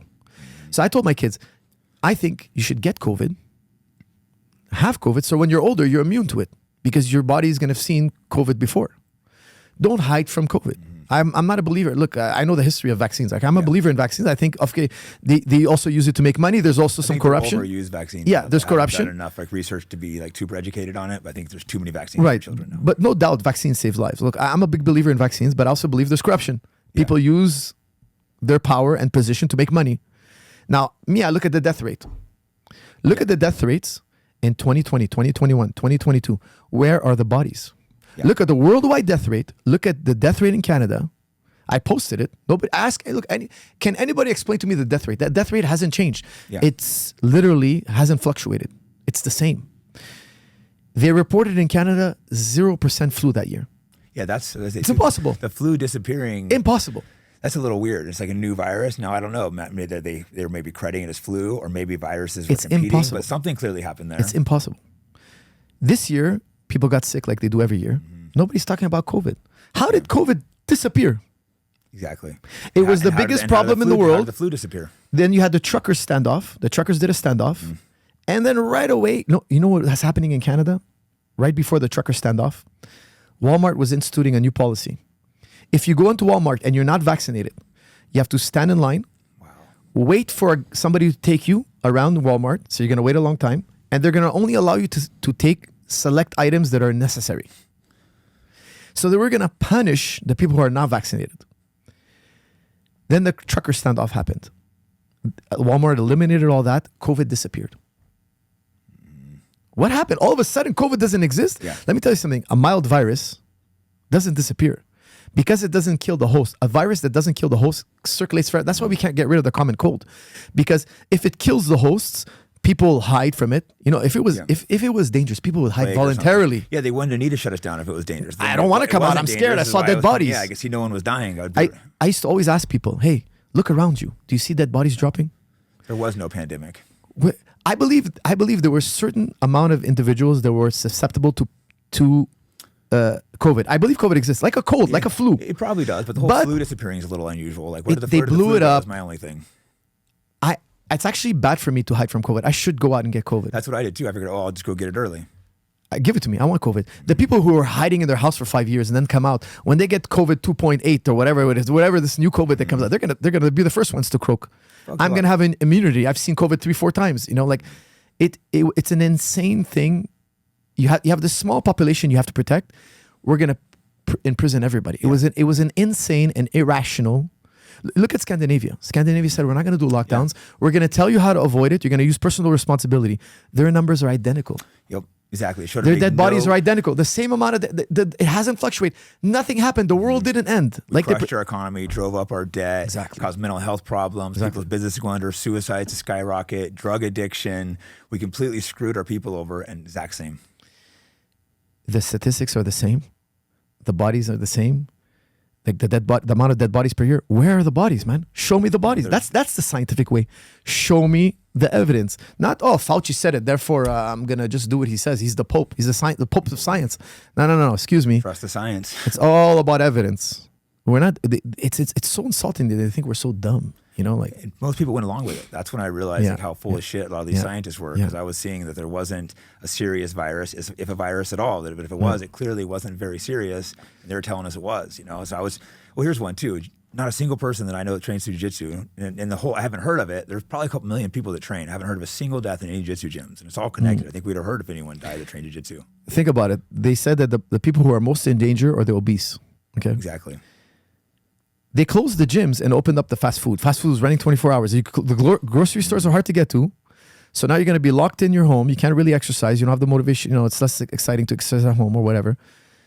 They closed the gym and they opened up the fast food chains. The fast food chains now boomed, right? Mm-hmm. So these guys have big pockets. They're going to keep these politicians, keep the COVID show rolling. Keep the hysteria going. Yeah, because we're making money. You know, these fast food chains are making money. You think they want to see COVID go away? No, they're happy. Amazon, the tech, it all spiked. People who have assets, like these politicians have assets. Inflation is good. Mm-hmm. Look, if you have assets, inflation is good. Your property is worth more. You know, they asked Trudeau in the House of Commons, they asked him, how much has your estate gone up during COVID? He wouldn't answer because the answer is 40%. Wow.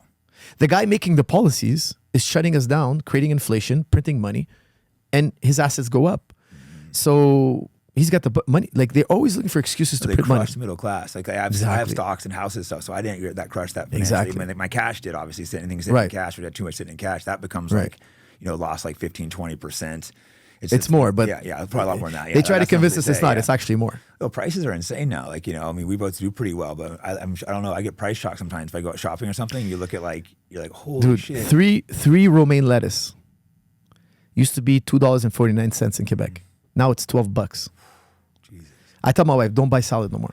I'm not gonna buy it till they lower the price. And the crazy thing is, like I said, you're doing well. Imagine people that aren't and that are like struggling. Exactly. You know, one income trying to like. Listen, I have properties. It's like I bought a house. Okay. I'm worried about the little guy, the young guy who's coming out of school with his diploma. He wants to buy. It's very difficult to buy. The housing market is crazy. No, prices have gone up so much, even in Vegas. I'm living here. I haven't bought anything right now because the prices are so insane. Dude, you're from San Francisco. How much has San Francisco changed? I was there 2 years ago. It's completely. That's why I moved. It completely became a shit show. It just got. Isn't it insane? All the businesses are out. Crime skyrocketed. They let the criminals out. They let the homeless run the streets. They told everyone to stay in. They mandated vaccines. I didn't take the vaccine, so I couldn't go shopping. Couldn't go to a restaurant. They treated me like I was some kind of like villain. Yeah. I wouldn't wear a mask. Everyone would like treat me like I was some freak. So I didn't want to wear a mask on my face with the germs.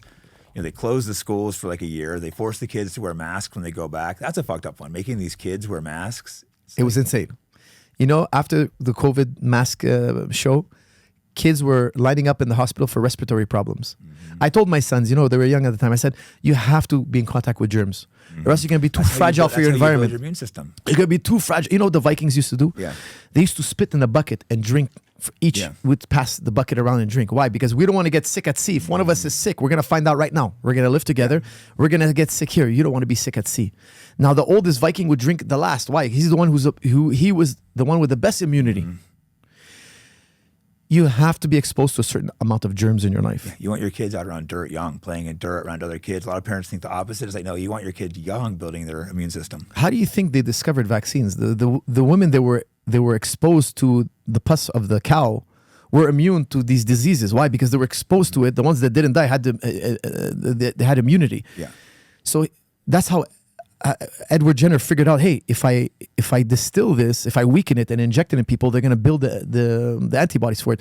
You need a certain level of exposure to your environment. You cannot be living in a glass house, and then when you go out of your glass house, for sure you're going to get sick. You know, like you need a certain amount of exposure to germs. Now we're wrestlers. We got germs all the time all over us. You know what I mean? I have a great immune system, so I know my health isn't the same as other people. I wasn't worried about it because I don't really get sick because I have a strong immune system, probably from wrestling. People are breathing in our face all the time, switching partners. It's of course. Look, let me tell you, during the shutdown, the Quebec changed the rules on us. You know what they said? They said, okay, now we're going to let you guys do your jiu-jitsu. We're going to let you guys wrestle, but listen to this rule. You have to wear a mask when you wrestle.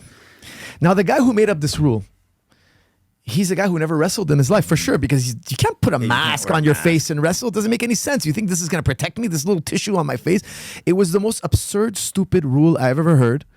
And now when they come in your gym, now the cops are going to come and do the rounds. You better be wearing a mask when you wrestle.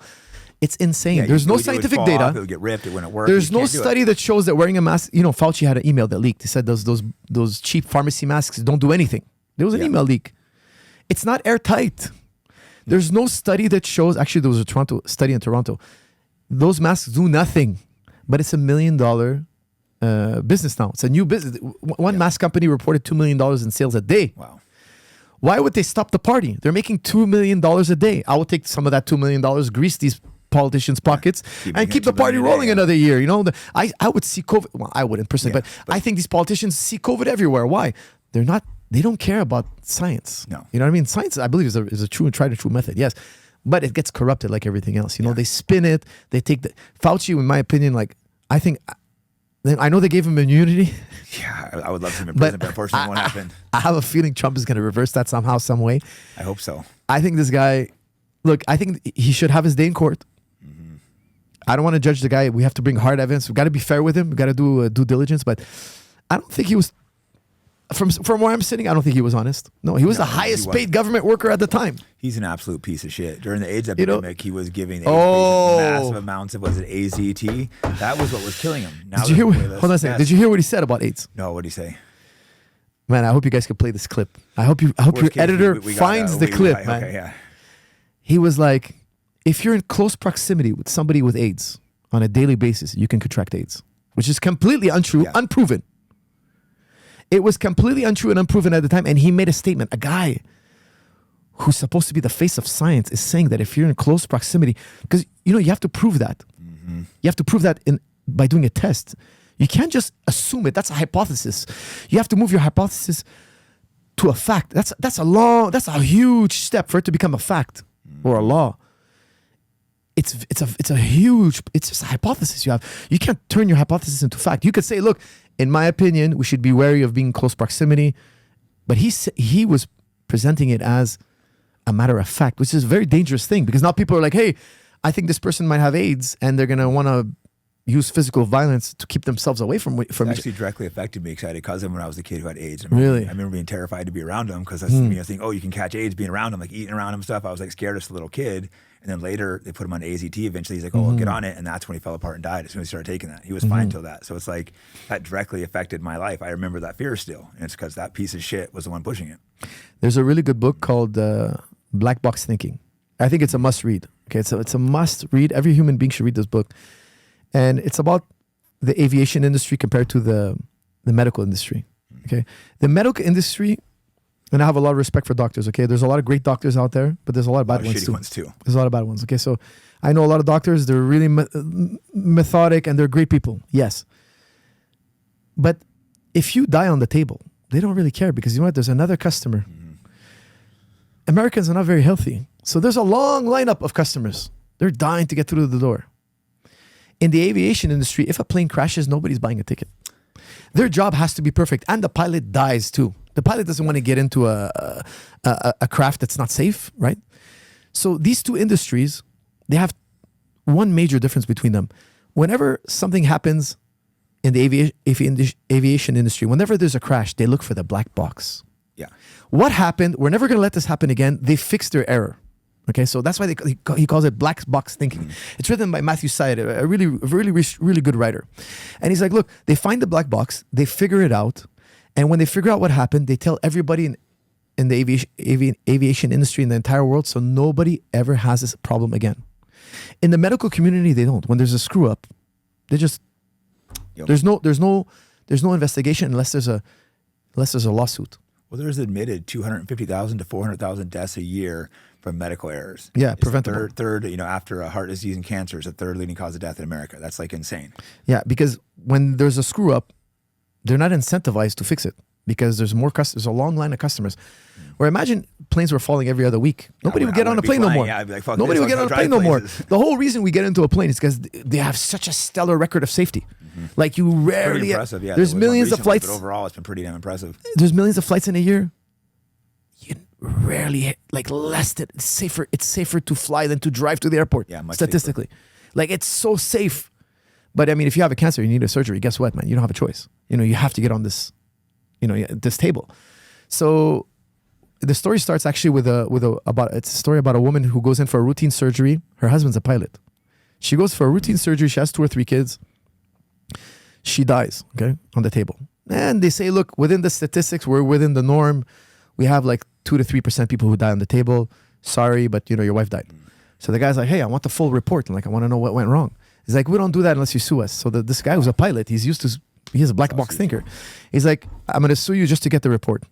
He gets the report and it's a long report. There was a lot of screw ups. One of the screw ups was the nurse gets the tracheotomy kit because the woman wasn't breathing, okay? And if she's not breathing and her air saturation goes down to a certain level, they're supposed to open her up from here and stick in a valve where she can breathe because they couldn't intubate her with a tube to put air in her lungs, okay? So the backup plan is to open her up from here and she'll breathe. She'll be okay. So they tell her, get the tracheotomy kit. She goes and she gets the tracheotomy kit and she's like, I have it. It's here. Now the doctor doesn't reply. In her report, she's like, he didn't reply to me. And she's like, I don't know if he heard me or he's just ignoring me because doctors have this God complex when it comes to nurses. It's a common complaint. The doctor thinks he's so high and mighty and you just went to nursing school. To be questioned, Yeah. I know everything, you know nothing. You're here just to hand me things. Now, in the aviation industry, Matthew Syed shows you they had the same problem. The pilot is intimidating the co-pilot. So the co-pilot's like, I don't know if you heard me or whatnot. In the aviation industry, you know how they fixed it? They have 2-way communication. If the co-pilot says something, the pilot has to say, copy that. He has to give a response. They teach him they're supposed to like question things, Yeah. right? You have to, no, if I say, okay, I'm dropping to 200 feet, copy that. If he doesn't say copy that, you keep telling him. You keep telling him. Like, they have rules for communication. You can't just be, hey, I'm not going to go by the rules. They'll fire you. So if they had a 2-way communication, she would have at least known that, hey, yes, he heard me. But the doctor completely ignored her. So they never gave her the tracheotomy. Her oxygen level went too low. She dies. The guy was like, hey, there's one mistake. There's another mistake. He found like 5 mistakes. He made a documentary about it. Wow. Then he had all these doctors writing him letters saying, I was in the exact same situation and I remembered your documentary. And anyways, the story is really profound because under pressure situations, time flows differently. Yeah. So people report, I was in the air for 5 minutes. No, he was in the air for like 60 seconds. Like it's so crazy how the mind plays tricks on you when you're in a high pressure. Or any, like if someone's shooting or something, the time Exactly. just like Exactly. goes totally different. So the aviation industry, they came up with so many creative solutions where the medical industry is not. They're not incentivized. Why? Because the doctors have a never-ending amount of customers, and they're already rich. And if the guy dies, I don't die with him. But at the airplane, the whole business goes under. Everybody loses their job, and the pilot dies. So it's a whole other level of thinking, and it's really profound because they're all about proof and testing and getting things done right. And the scientific community should be like this. The medical community should be like this, but they don't care. You think if they inject you, they inject you. You think they care if you have problems with your heart now and all this? The statistics have come out. They want you to come back. Yeah, exactly. Well, think that in the U.S. at least, surgeries, they give them like crazy. Being an athlete, I see they're always oversubscribing surgeries. I've been recommended surgery a couple times, but never got them. I think it should always be last resort. I always tell fighters, try to rehab the injury yourself first, because if you get a surgery, a lot of guys get a second one, a third one. A lot of times the surgeries aren't fixing the issue. Now, sometimes surgery is the answer, but I think they're way overgiven. I got to work with Stuart McGill because he tests all the top athletes around the world. He's the #1 back specialist in the world, in my opinion. And he came to test George. He makes George do a bunch of activity, and then he'll measure his forces and all that. He measures everybody. So he'll measure a guy putting a pizza in the oven. What does it do to your back? Like, he's a back expert. Yeah. Somebody doing a golf swing. Like, every activity you could possibly imagine. And he says, if you have back pain, never go to the doctor. Don't do an MRI. Unless you've been in like a car accident. Don't. I followed his advice. Convince you to get surgery, yeah. Dude, I had a bad back for years. Nobody could fix it. I did a deep dive on back. I followed Stuart McGill. I went in a deep dive. I never go to physiotherapy. I do my own physiotherapy. I learned this over the years by working with SSL Sports Science Lab in California. I'm a big follower of Michael Kogan. Stuart McGill, like I said, these guys are, they tell you don't need the knife, but the first thing a doctor is going to tell you is like, hey, there's a mechanical problem. I got to fix it with a knife. If not, go to physio, and that I have no idea what he's going to do with you. Like they don't think physios, they're not schooled in physio. Yeah, that's how they're trained. They cut. That's how they get paid. So for sure, they're going to see the scalpel everywhere. Every problem is a scalpel. He's going to fix it with a scalpel. It's worse than the problem you have. The cure he's giving you is sometimes worse than the like. I'm very skeptical of surgery. Yeah, I agree. I don't do any surgery. Not to do them unless it's last exactly. resort. It's really last resort. But if you train in a third world country, they never go to the doctor. Mm-hmm. They hurt their leg, this and that. It's all like take a rest, massage it, and exercise and get around it. You know, like one of my trainers is Firas Zahabi. He's a world champion. He has a broken ACL. He won the world championships. He won a silver medal and a world championship in wrestling with a broken ACL. Yeah. He's from Georgia. He doesn't believe in doctors. He doesn't believe in surgery. He won't open his knee. He's old school. Yeah, no, I have a torn ACL. I was supposed to get surgery, but it started recovering on its own. If I get surgery, that's 9 months to recover. 3 doctors that absolutely need a surgery, and it's like, didn't get it, and I'm fine. It's like I've been exposed to that, and it's a powerful competing theory because I mean the results are there. I've trained with the Thais, man. The Thais, they don't go to the doctor. No, they don't go to the doctor. They're so tough, man. But like in Canada, a guy hurt his elbow. I'm gonna go to the doctor. I'm gonna go wait 8 hours in line. I'm like, dude, man. And then they're tell you get a surgery almost every time. It's like, dude, someone pops their knee, like, go to the doctors. Like, they're gonna tell you surgery. Why don't you just try to rehab your knee for a month first? Yeah. You have to know how to take care of your body, and I always tell guys, you got to train within a margin of safety. Don't get hurt in the first place. That's the best. Mm-hmm. You have to have a certain margin of safety in practice room. There's a certain level of control. Good training partners. It's always the same. It's always the same couple people that hurt everyone. Yeah. There's always 1 or 2 jackasses that hurt everyone. It's like you got to kick that guy at the gym or something. Yeah. And then you got to know how to do your own rehab. You got to know the basics of rehab. Like Kelly Starrett. I don't know if you've ever seen his work. He has a really good book called Becoming a Supple Leopard. Yeah. It's a really good book. And in there is the basics of how to take care of your body. Like if you do that really well, it's rare you're ever going to need a doctor. It's rare. Yeah. No, I think you got to take care of yourself first, get to the root of the problem. Everyone wants to get the drugs, the surgery, and that's usually not the answer. The pills, the worst idea, the pills. The worst. I think it's a habit forming, creates a lot of problems. I never take pills for anything. Nothing. The pain pills, you get hurt, I'll give you those. Then it turns out, they're super addictive. Yeah. How many people in the U.S., I think we were having like 100,000 ODs death a year. It's insane. They're making money. Mm-hmm. They don't really care about they made them harder to get in the U.S., but for a while they're just throwing them out. Really? Yeah, I don't know. How do you like the Canadian healthcare system? Is it a mess? In the U.S., it's a mess, but it's probably the same up there too. Huh? Look, if you break your arm, at least, if you need medical attention, it's very difficult. You have to wait in line minimum 8 hours. Oh, Jesus. Minimum 8 hours. So what's good is that you'll get a surgery that you need. What's bad is that because it's free, people who just need attention, for nothing, they're going there for nothing. They hold up the line. So yes, they prioritize you, but I mean, if you injure yourself and you're in pain, you're gonna wait a long time. If you have a stomach ache and your appendix is about to burst, man, they're gonna make you wait a long time. You're gonna bring your pillow. You're sleeping here in 8 hours. You're lucky if you see a doctor. So there's a pros and cons. Pros and cons, yeah. The prices are absurd in America, and sometimes the waits could be long too. It's like I don't know. I think it's like pros and cons. I feel like maybe we should have like both here. We have like paid hospitals that are better, and we should have like a basic like free one. The amount of taxes we pay, it's like we pay for wars for Israel and Ukraine, but we don't get free healthcare. It's absurd. Yeah. But I think if you're under 18, we should give you for free. Mm-hmm. The kids, we should take care of them. Everybody pitch in for the kids. Yeah, kids deserve it. But once you're 18, man, you better contribute, pay your insurance, and get your Medicare covered. And I think it should be against the law not to have Medicare, because then we're stuck with, do we let him die or do we pay his bill? Like everybody should be covered. Everybody should contribute unless you have a very good excuse. But I think it's insane that a kid who has a disease is going to die because he's not covered. Yeah, or family going into debt because their kid has cancer. This I don't agree with. Like I'm not like all big, like free medical. But then you go, this is it's a tricky subject. I don't think parents should go in debt, stuff like that, or a kid should die. So these are these complex issues because I think we cover the kids first. Yeah. Children first. Everybody pitch in the bill because I don't want to see some kid die or his family because the kid's gonna be affected by the dad going bankrupt. Exactly, because the dad's depressed because they can't support the family, and that causes the marriage to fall apart. These are like real issues. And America's been brainwashed to, this is bad instead, but we'll give endless money to Israel. Yeah, sure. I'm curious your opinions on that controversial topic. You're from Lebanon, you said. Yeah, I really believe in coexistence. I believe there's place for everybody. I believe Hamas was put up by Israel. I believe both governments are bad. I'm not a fan of either government. Yeah. I think the people are being put at odds. by the propaganda. At the end of the day, we're super compatible. Muslims and Jewish people were very similar. We're very, very similar. We worship the same God. Historically, we've lived together for 800 years in Spain. Muslim Spain was very hospitable to the Jewish people. Okay, so I don't know if you know about like the Crusades and the Inquisition. There was a time where Christians wanted to eradicate every Jewish person on earth. The Jews survived with Muslims under Muslim rule. Okay, don't take my word. Excuse me. Don't take my word for it. Okay, look up David Wasserstein. He's a professor of Jewish studies. Okay, he says, look, he wrote a piece. He says, how Islam saved Jewry. Like, I'm just trying to highlight how compatible we are. Okay. Yeah, it hasn't been a feud. People say it's a feud 1,000 years. It's been a feud for like less than 100 years. Exactly. This is very new. This feud. It's a new feud. It's a new feud, and it's more to do with politics than our religions. Because I'll tell you something. In Islam, Jewish people, they're dhimmi. They're protected people. They're protected. We will protect them. Like, there's so much history between Muslims and Jews, and it's very positive. Now, we had bad times too. We had ups and downs.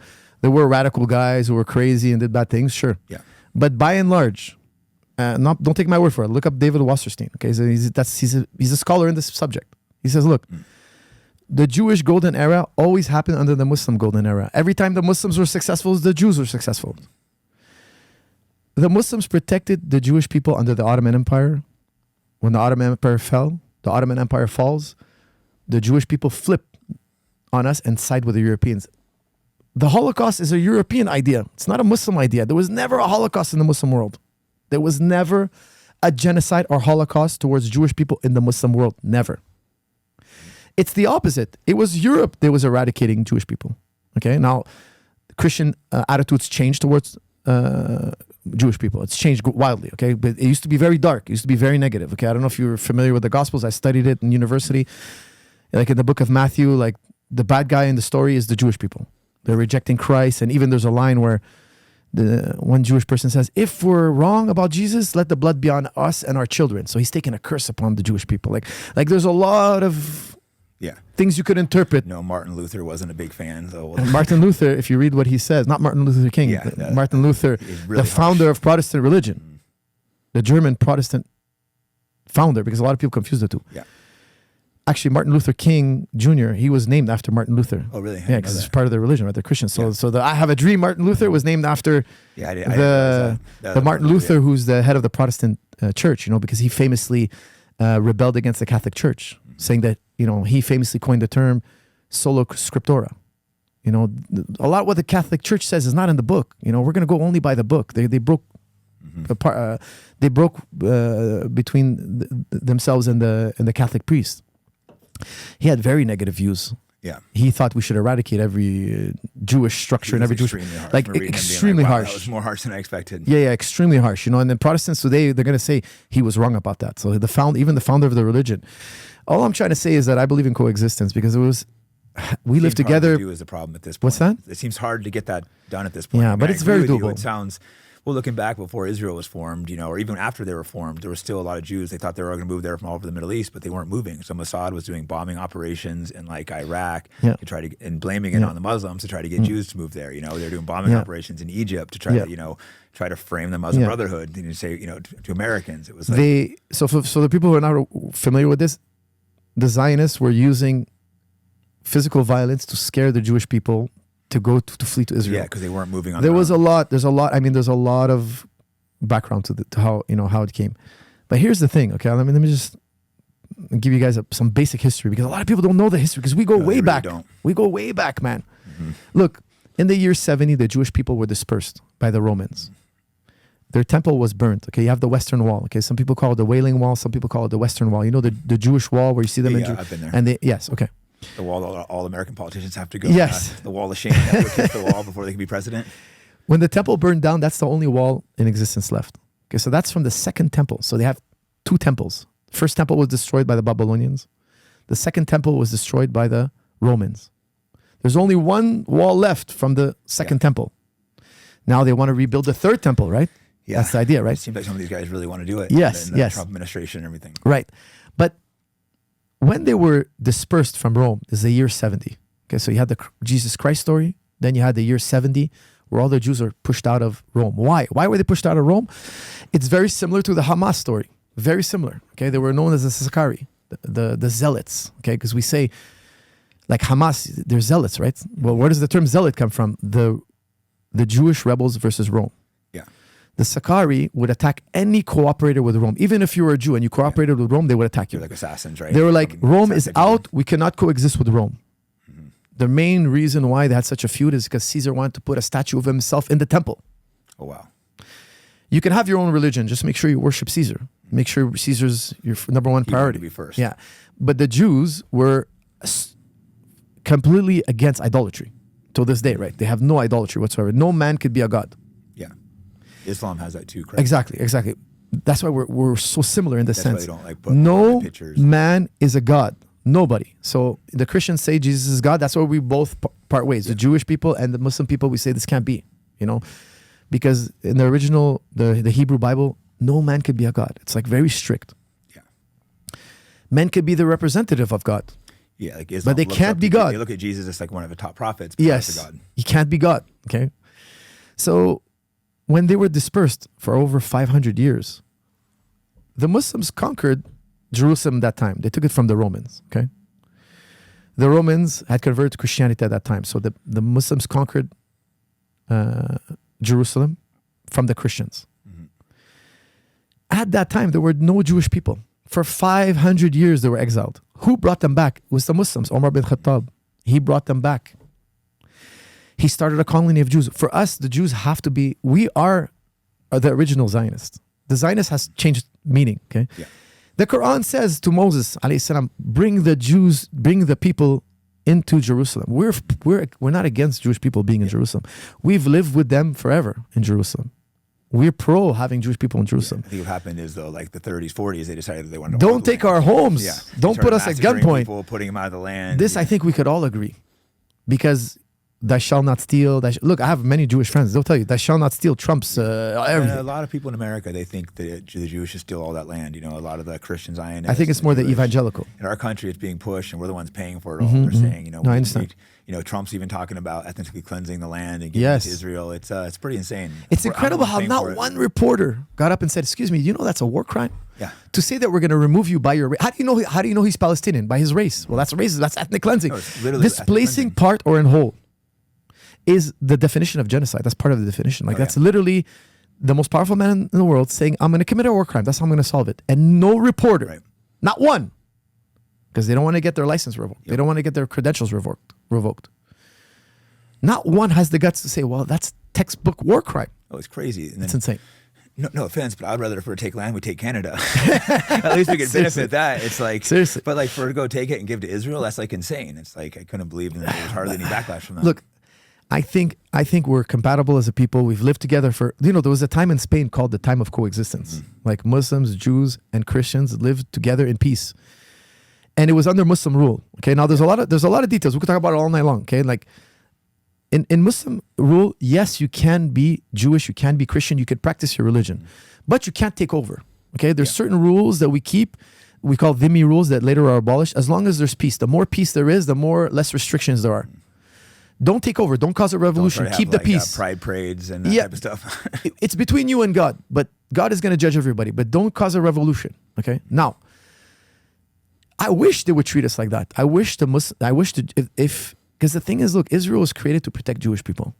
I think they put themselves in more danger. I think for think sure. They're the Netanyahu one. benefited his career, but he made the Jewish life harder, more difficult. Sure. He's the one that's creating anti-Semitism. They're making people not like Jewish They're people. the next generation of kids, they're so inclusive.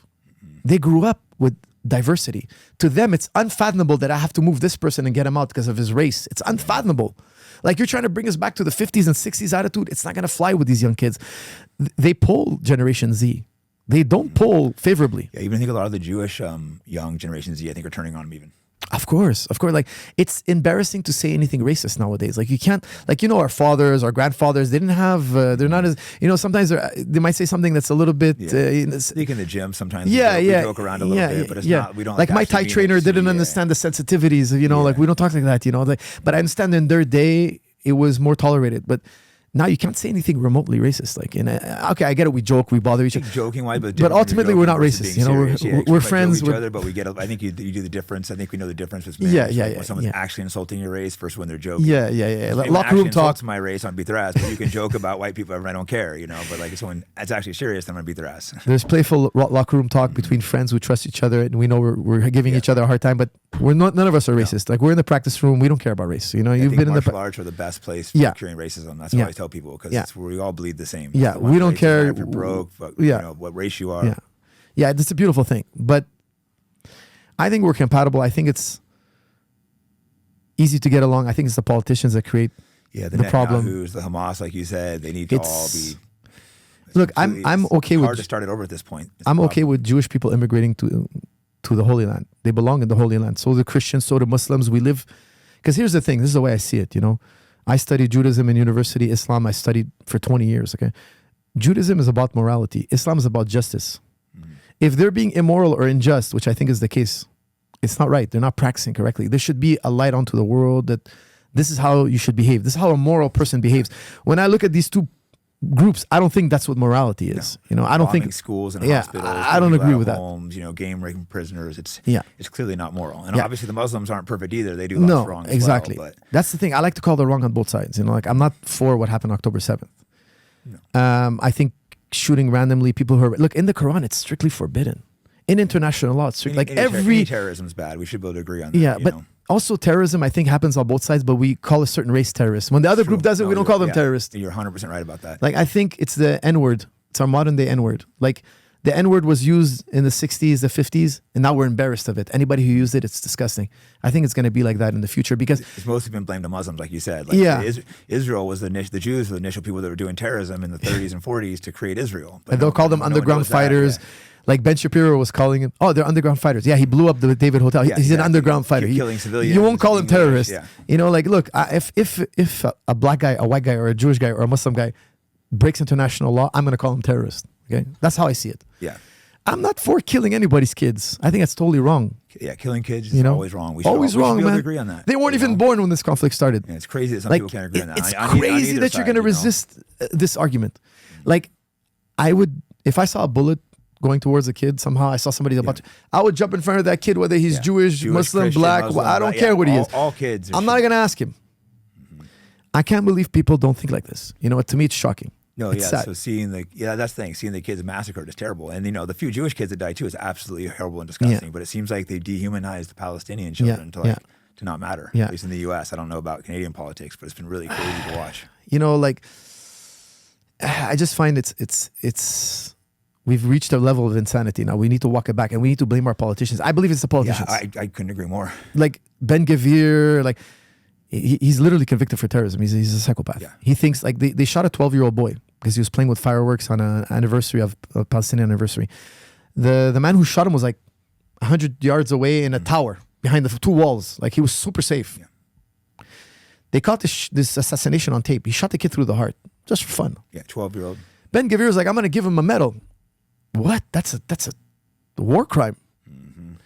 Oh, you see a 12-year-old kid, I see a terrorist. It's like, dude, I want you to watch a documentary. I can imagine having a mind wired like insane. that, seeing a 12-year-old. It doesn't matter what race, what religion. And they're insane. I can imagine seeing any kid thinking it's terrorists who want to shoot him. It's just But I also think kidnapping children on October 7th is insane. No, yeah, I mean, I agree. I think that guy should be punished. The frustration of where they would come from being, you know, being conquered for so long, but I still wouldn't justify it. No, I would never take a kid. Take a man of fighting age. Yeah. Okay. But I can understand. I understand you're in a war.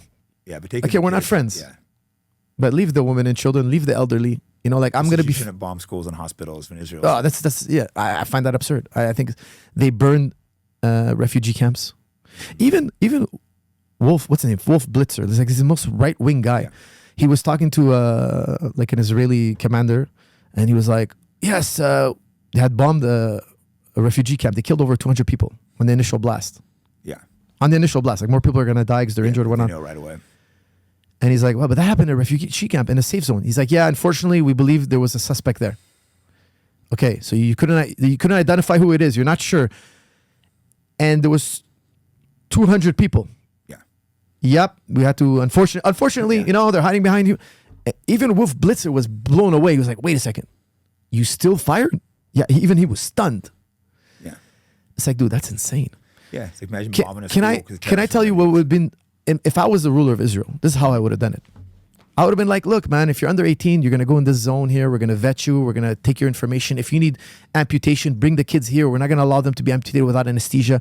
We're going to take them into our first class hospitals. We're going to keep track of where they are, who they are. I would have helped the innocent. Israel would have the best image today. They would have the best image. If I was Hamas, I wouldn't have touched those kids. I wouldn't have took the elderly. You know, there was an image where the Israeli soldier kisses two Hamas fighters. That was really amazing. There's still some humanity left. some They places. treated that guy good.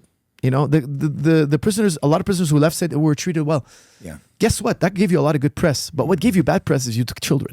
Yeah. Like you took elderly people. Like let the elderly people go. You know, in Islam, it's strictly forbidden to attack or imprison an elderly person. Like I don't know if you've ever seen the Islamic rules of war. They're more advanced than the Geneva Convention. Really? Yeah, you cannot cut even a tree that produces food for the people, so you can't starve them. If somebody drops their weapon and they're a fighter and they ask for security, you have to give them security. You can't shoot them. So if you see somebody running away, you can't just shoot at them blindly. Look, I don't know if you ever heard of Salah ad-Din. I'm not sure. Okay, look, all my children are named Salah ad-Din. Noah Salah ad-Din, Ayman Salah. Like all my children's middle name is Salah ad-Din. Why? You know, when I studied history, this guy was a breath of fresh air, this man. He conquered Jerusalem twice. Okay, there's actually a good movie on his life. It's called The Kingdom of Heaven. I'm going to watch that. Even the Christians loved him. Even the Christian historians, the chroniclers, which they always write negative about their enemies. Yeah. You have enemy attestation that this guy was a great human being. This, you know, one chronicler said, if you want to know what chivalry is, study Salah ad-Din. This is a Christian saying that. Because in Islamic conquest, you're only allowed to conquer governments. You're not allowed to touch people. Islam is not a war against people. Okay. We want to make peace with governments, or if you don't give us a peace treaty in Islam, it's a declaration of war. Okay, traditionally speaking, Yeah. if you're my neighbor, we say, hey man, we're not going to attack each other. We're going to share this resource. We come to an agreement. Great. Rome wouldn't give an agreement. Persia wouldn't give an agreement. Okay, so they declare war on the government. Okay, so the expansion grows. Omar bin Khattab, the guy I was talking to you about earlier, when he conquered Christian Jerusalem, he only kicked out politicians. He didn't kick out any Christians. Yeah. When the Crusaders conquered Jerusalem, they massacred everybody. Their chroniclers say famously, there was blood into the knees. Blood into the knees. Like they killed every woman and child. I don't know if you know how they killed the children. They'd actually literally take them and smash them against a wall. That's how they killed the children. Yeah. When Omar bin Khattab conquered Jerusalem, when Salah ad-Din conquered Jerusalem, they didn't kill any civilians. They didn't rape, they didn't pillage. You're allowed to keep your gold. You're allowed to keep your assets.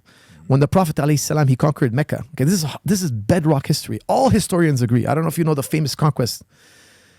Muhammad ﷺ, he conquered Mecca. He didn't kill anybody. I think save 2 people were executed. Yeah. Okay, 2 people were considered unforgivable. Okay, literally his enemies were forgiven, allowed to live in Mecca, allowed to keep their gold, their assets.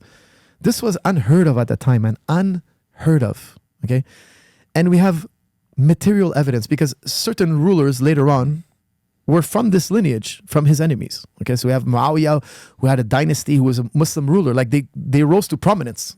Not only weren't they murdered, not only weren't they enslaved, they literally were able to rise to prominence. Literally became the rulers of Islam. Yeah. Okay, so in Islam, the way the system works, even the slave can become a ruler.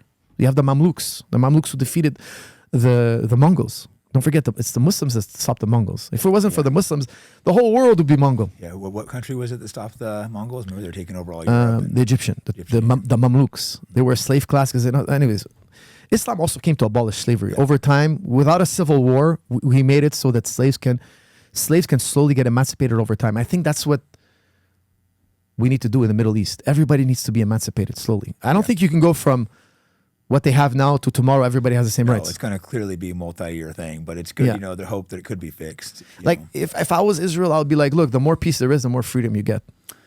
No, and eventually you return. You know, you have to return. The U.S. population is turning on them. They're going to, without America, they can't survive. Yeah. So they're going to have to start treating people better to survive long term. The dynamics in America is that the evangelicals are still about 70% now. I haven't checked statistics in a long time. They used to be like 95%. Yeah. Now they're 70%. In the next 20 years, my friend, changing. I don't think they're going to get the young people back. And the new generations are not thinking, they're not evangelical Christians, maybe by name, maybe by culture, but they don't think Jesus is going to come back because certain people are in a certain place. No. They don't have that attitude anymore. So in my opinion, it's unsustainable what's happening in the Middle East. It's unsustainable. Like, let's get smart, because the Arabs around the world are surrounding Israel and Palestine are getting more powerful by the decade. Yeah. Like, they're far more powerful than they were 20 years ago. It's an inevitability that they're going to have more drones, more nukes, more missiles. Like, if you do the statistics, how much damage could they do to Israel is way greater than it was 20 years ago. What's it going to be in the next 20 years? Exactly. What's going to be in 50 years? Because before World War I, the Ottoman Empire ruled. Mm-hmm. They were super powerful. That's going to happen again. Look, it's inevitable the Muslim world comes back together again. Like, after World War II, after World War I and II, they chopped up the Muslim world. Yeah, there's a big divide between the Sunni and Shiites. Dude, by 2070, if you look at Pew Research, like, 1 out of every 3 people is going to be a Muslim. Like, we're not going anywhere. Muslims are not going anywhere. Let's be friendly. Religion, so yeah. Let's be peaceful. Let's be positive with one another. I think Christianity and Islam needs to realize they're so similar too. Because exactly. I know a lot of, in America at least, I'm not sure at Canada, there was like a big negative Muslim backlash after 9/11. But I think, I've been to a lot of these countries and I realized like how great the hospitality and stuff is. Like, Muslims go over the top for hospitality and have always treated me good. If you go to a Muslim country, you won't find trouble unless you're looking for it. Yeah. But also, you're not going to get robbed. Yeah. They're not going to put your daughter in OnlyFans. They're not going to drug her in the street. They're not going to, they're not going to, they're not going to, people have to understand, the West is not really Christian so much anymore. The Christian, look, I have nothing against people who are Christian, okay? All I'm just saying is that what you're seeing today is like a liberal version of Christianity. Yeah. They're becoming more and more liberal. And liberalism is Voltaire. It's John Locke, like liberalism is like, it's basically, if I put I studied this university. Yeah. This is my major. Okay. So this is what I studied. Liberalism is, in a nutshell, it's live your life, be happy, but don't harm others. Yeah. Find what makes you happy in life, but don't harm these other people. Don't step on anybody's toes. And on the face of it, it's a beautiful thing. Islam has a very different point of view. Islam and Christianity, ultimately, originally, Islam, Christianity, and Judaism have a different point of view.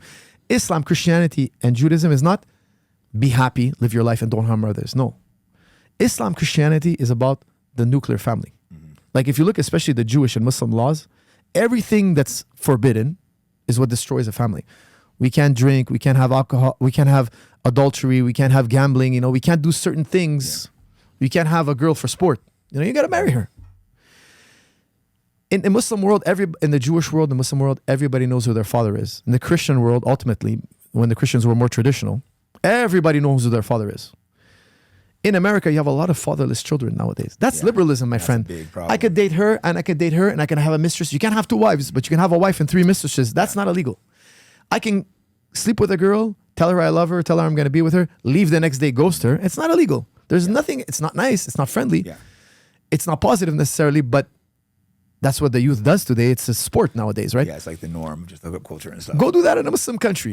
You're going to find yourself in trouble. Why? For us, that's somebody's daughter. That's somebody's sister. We have a respect. Why? Because ultimately, look at the most poorest. What's the poorest community in America? It's a certain demographic. Okay? It's the blacks. Black people, yeah. 52% don't know who their father is. There's a correlation there. Oh, major correlation. Also with the crime aspect, I'm sure those are directly related. Look at the statistics of fatherless children. More crime, more delinquency, more drug abuse, more imprisonment. Every negative statistic, even IQ is lower. When a child has a father in the home, he gets double the vocabulary, which is correlated to IQ. You need a father and a mother. Fathers, absolutely. Yeah, father and a mother. That's why, like, they're giving the kids to, I don't know if you've seen videos where they're handing a kid to like 2 gay men. It's just like, I never had opinions on it until I saw the video, and it was just so disgusting and wrong. Just take a kid from a woman that just raised it and just hand it to these 2 gay men. Well, he doesn't get to know who his biological father is. Yeah, it's just revolting seeing that image. It's just against nature, and it's like, it just shows where liberalism has gone too far. And it's like, I think gay people should just maybe be more in the closet. It doesn't need to be paraded around. You start realizing like maybe things have gone too far. It's a very sensitive topic. It's my least favorite topic in the world. But yeah, I would tell you this. This is what I tell my sons. I tell my sons this. Because at school they tell them it doesn't matter if you're gay, because it's in Canadian schools there's a lot of propaganda. Yeah, same in the U.S. It's being pushed so heavily. It's the new trans. It's the new spirit of the day. Okay, it's like a religion. I tell my kids it matters. You know why? Because if I was gay, you wouldn't exist. Yeah, you can't have children if you're gay. It's a huge negative to act like it's not. It's against nature. I don't hate the gay people. I don't feel hatred towards them, but it is against nature. I tell my sons this, okay? Because the thing is, when you tell them against nature, they're going to find you that there's homosexual activity in certain animals. Yeah. Which is true. Yeah, we find it in nature. True, yeah. But it's the exception, it's not the norm. I tell my sons this, okay? This is what I tell my sons. If I was gay, you wouldn't exist. When they raised me, gay didn't exist in my universe.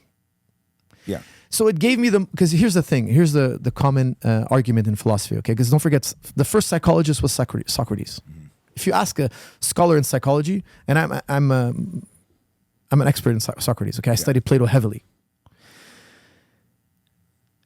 The whole argument is, are we taught to be gay or are we born gay? Nature versus nurture. Is it natural within you or did we teach you? Well, here's the thing, okay? I think it's both. I think it's a mix, yeah. It's a mix of both. A lot of these kids are molested too, something no one talks about. Very true. The Spartans were conditioned to be gay. I don't know if you know this, okay? But the Spartans had to have sexual intercourse with their superiors. It wasn't a question of choice. Because their belief was that if you're on the battlefield with your lover, you're going to fight harder. Imagine just being a friend would be good enough for me. I'm going to fight for my brothers without having sex for them. Listen. In their mind, I always tell my friends, why do you think there was only 300 at Thermopylae? The movie. Yeah, I'm good on this. How come there's only 300 Spartans? Why is the population so low? Like, don't forget, Plato tried to eradicate this concept. Okay, when I say I'm platonic with a girl, yeah, that means I'm just friends with her. There's no sexual relation. It comes from the word Plato. In the Symposium. Can you say they didn't need to have sex with the Spartans? He was trying to say, look, we're going to take what's good from the Spartans, but this thing, let's drop it. It's not a good idea. Okay. And he had his reasons for it. One, population decrease. They were having wars with the Persians. Don't forget, it wasn't until Alexander the Great that they beat the Persians. The Greeks were getting their ass kicked by the Persians for many years. The wars got longer and the wars were intergenerational. The Greeks realized, hey, if we don't replace our population, if we don't have sons, we're going to die. We won't exist. So don't forget, Socrates was the master of Plato. Plato was the master of Aristotle. Aristotle was the master of Alexander the Great. Alexander the Great conquered the Persians. No, I'm not saying Alexander the Great didn't practice homosexuality. That's not what I'm saying. But he understood that we needed population. So he would conquer and reproduce. He would conquer and reproduce. And he would absorb the population in the Greek thinking. Okay, so it's quite complicated, but they understood that if the nuclear family is destroyed, the civilization is destroyed. If the why do you think they call it the nuclear family? It's the most important thing. It's the nucleus of civilization. So in Islam, in Christianity, in Judaism, the nuclear family is so protected. It's first. Okay, so in Qatar, they had the World Cup, right? Yeah. If you go to the World Cup and you enjoy a soccer game, there's no trouble. But if you come in here and you try to womanize, you'll go to jail. You cannot take a girl who's a Qatari, fill her head with ideas that you're in love with her, take her to the hotel room, sleep with her, and then ditch her. Yeah. The whole thing was a ruse. You were trying to show that you're in love with her, that you're going to come back for her. And you filled her head with ideas. She's young, she's gullible, and now you discarded her, and now she's not wanted from her community. No, I love the fact that the men there are protective of their women. You should protect women. Like in Morocco, you're not allowed to check into a hotel with a Moroccan woman unless you're married. No. And I respect that. Can't bring, I do too. I think it makes sense. Why would they let Americans come in and Canadians and steal their women? If you're a rich bachelor, okay, if you're a really rich guy, where do you go to party? You're not going to go to Qatar to party. Not Qatar, you're not going to go to Morocco to party. Morocco is a great place to visit with your family. It's awesome. I love Morocco. But you're not going to go there. But if you want to womanize, if you have bad intentions, man, you know where to go. You go down south, you go to America, you go to Canada, you go to Europe. Yeah, Colombia. Why do the men in Europe, why do the men in Canada, why do the men in America, why do the men in South America allow men to come here and womanize their women? Why? It's the feminist movement. It's very strong there. It's liberalism. Hey, she's not doing anything wrong with sleeping with 3-4 guys in a week. It's not harming you. Actually, it is harming me. It's harming society. Yeah, they've become so individualized. That's the other critique of liberalism. Okay, look, liberalism is great in many ways. And there's a level of liberalism in Christianity, Islam, and Judaism. There is. Okay, we're not strictly robots here. I think it's a question of degrees. But if you have too much liberalism, get ready for moral relativism. It's immoral for you. It's not immoral for me. Like everybody, a girl could sweep. Literally, there was this girl who slept with, I think, 100 guys in one day. I forget her name. I saw that. There was like 2 of them that were doing it. Dude. They look the same. I thought they were the same girl. If she did that in a black country, Asian country, or a Muslim country, or a Hindu country, what do you think What do you think that would happen to her? They would tell her to get the fuck out of here or chop her What head do you off. Or think honor would kill her. happen, my Yeah, friend? it's That would disgusting. never go down. The people all involved would get like. We don't want that in our society. Is that wrong? No. Why? Because we're prioritizing not our personal happiness. You know what I tell my sons? I tell them, look, in Quebec, they tell you liberalism. Search for happiness. Don't harm others. Okay. I tell my sons, it's God first, our religion first. That's our common thread, something that cannot separate us. And then prioritize your family. Then happiness is a byproduct of this formula. Happiness, satisfaction in life is a byproduct of this formula. If you chase happiness, my friend, you're never going to find it. There's no amount of alcohol. There's no amount of food. There's no amount of luxury that's gonna replace something so important. There's no human being that had a successful family and said, hey, I would trade it for a luxury car. I would trade it for a luxury home. There's no human being that ever had love between him and his wife and his children and decided, hey, there's something in the world I would trade for this. No, never. 100%. Couldn't agree more. And a lot of, even around a lot of people that have gotten a little fame and stuff, but a lot of times they'll get a little fame, sleep around, drink too much, do drugs sometimes, but usually they either their life fall apart or they realize, oh, this is not the way to live life. It doesn't make me happier. Listen, if you don't have access to women, it's always on your mind, and it's like, but once you have access to women, you realize, hey, there's more to life than this. Exactly. It's the hungry that make it so big in their mind. And you got guys who, they have like Instagram and they show how many women they have, and it makes these young men think, oh, I got to live this life. I'm going to be 1%. I'm going to be this 1% guy one day. And it's a fantasy. It's a dream. It's not true. Why? Because we have the statistics. There's a really good book you got to read. It's called A Billion Wicked Thoughts. It's like 80% of the women are sleeping with the same 20% of men. Yeah. That's what they've turned our society into. It hurts the men and the women, because the men that aren't at the top, aren't getting anything, and the men at the top, they have a bunch of options, but a lot of times they put off having kids later because it's so easy. Why should I commit to this girl? There's 5 other ones that want to reach me out. A lot of the men don't realize they're hurting these women while they're doing it too. They don't realize like, oh, you're actually hurting these women when they're in like their prime. They should be getting married and they're stringing them along. I think like we have to have some conservative thinking and some liberal thinking. There has to be a balance, between the two. No, because if you're too conservative, it also can harm you. It can make you too robotic. It can make you too close-minded, too harsh. Like most of the best fighters drink occasionally. I've noticed. Not all, not like not some of the Muslim guys. But no, the guys and every now and again they'll have a night where they get crazy. Yeah, like when I speak to my more strict Muslim friends, I try to teach them like flexibility. Yeah, but here, because we're in America, I'm talking about like, hey guys, you should be a little bit more rigid. To the Muslims, you're the opposite, being like you could be a little more exactly. Yeah, like I always think it's like if I was living in the Middle East, because the Middle East has other problems. Like we've lost our love for science and logic. Like there was a time where the Islamic world was on the cutting edge of science and mathematics. The Muslim world created mathematics we have today, the Arabic numerals, the system you have today, algebra, algorithm. It's all Arabic. It all originates. Neil deGrasse Tyson, he went on stage and he said, look, there was never a golden age greater before or after the Muslim golden age of science. And he was hated on, but you know what? It's true. They hate it in the West. They hate it when we say this, but it's true, man. The Muslims contributed to science. Not now, not present day. Yeah. It's on a resurgence now. Because if you know Muslim history, we got really crushed by the Mongols. Really, is that where they went the downward swing? Yeah, they took our library. Christianity and stuff too. Yeah. So Christianity went through a dark period. Our dark period was after the Mongols. So the Muslims had a guilt that, we went so much into science, logic, and philosophy, and we forgot like our religion, even though they were still very religious. So they felt like God was punishing them. That was the narrative of the day. We're being punished for this, and all the elites were murdered, killed. Our libraries were burnt and thrown in the river. So we had a major setback, but that was 1,000 years ago. Yeah. And the Muslims always thrived when they lived amongst other communities, when they had competing theories living among them. That's a fact, okay? When Muslims were very closed off. Yes, that because maybe the downside. We came out of our echo chamber. Rigid religion. What's that? Such a rigid religion. So a lot of positivity as the family roots, the discipline. Yeah. That also maybe could be the same. It could also be the downside to it. Yeah, man, I can tell you, there's nothing better than having a Muslim wife. There's nothing better. That's like, she's for you. You belong to her. She belongs to you. We're conservative outwardly. In the bedroom, we're very pro-sex. Yeah. Have as many kids as you want. Enjoy yourself. Don't harm each other. That's the rule in Islam. Okay, we don't do anything harmful to our wife, or she doesn't do anything harmful to us. But you can have sex for pleasure. Yeah. We're not prude. We're not, and you can have more than one wife. Even it's not haram, but it has to be done correctly. Okay. Now, why do we have more than one wife? Well, there were times where there were battles. Half the men come back. These women, instead of making them Yeah, not The girl on the side under the table, the child is not legitimate. You marry her. You know, like for instance, look at the Vietnam War. Men were murdered. Women became prostitutes. Why? They had no choice. Yeah, because there's no men around. They need to make money. They need to survive.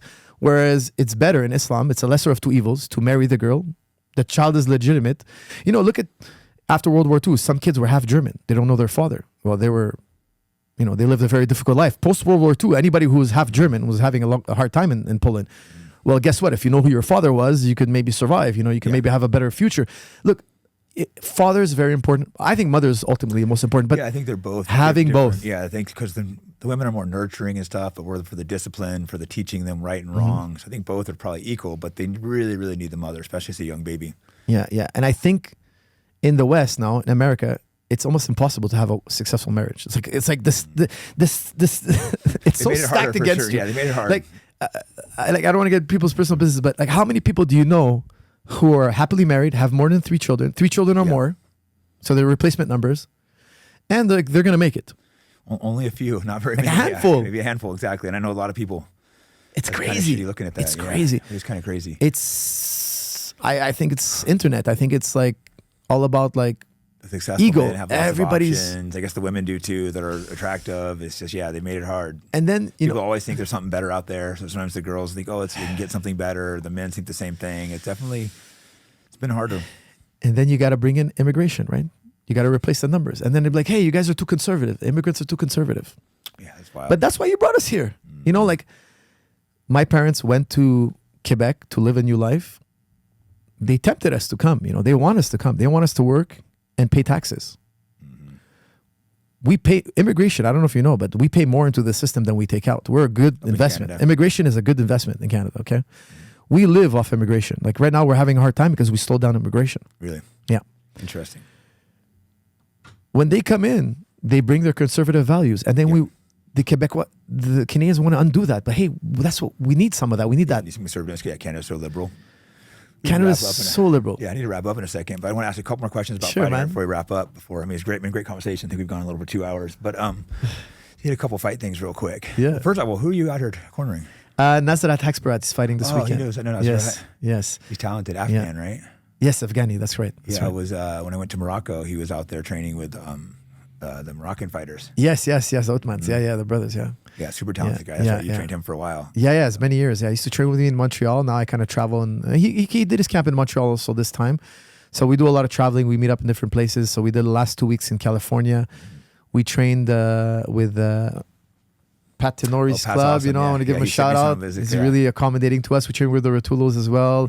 Juan Archuleta. I've never trained with them, but they're so good at jiu-jitsu, right? How were they phenomenal? Incredible, man. Like they're young too, right? Very young, yeah. They're early 20s and just cutting edge, man. Cutting edge, really incredible. Aren't they training MMA now? Yes, Cade just fought actually last week and he won. He won by submission. Wow. And they're really... Is Cade the one that won the $1 million tournament? Yes, that's right. The one with the longer hair. Yeah. That was such a good, $1 million for a jiu-jitsu match. That was the first time a jiu-jitsu guy got paid $1 million for a match. That was such a big move forwards. It was. Back to training, I just want what's been the biggest change you've known over the last 10 years? What's been the biggest change in training that you've seen or done? I think, everybody is well-rounded now. There's less guys who are just specialized in one thing. And the kids are just getting better at a young age. Like they come in, they're already really good. They already understand the grappling dynamics, the jiu-jitsu, the boxing. They're easier to teach because they grew up watching it. Everything at once instead of one art at a time. Yeah, and they're in really good shape. And I mean, they watch the generations before them. Like, look at Taporia. He's such a great striker. He's also a great wrestler. He's also really good on the ground. He's so impressive. He's also in great physical shape. Like, he's also super young. Like, it's like, wow, man. He went literally undefeated all the way to the world title.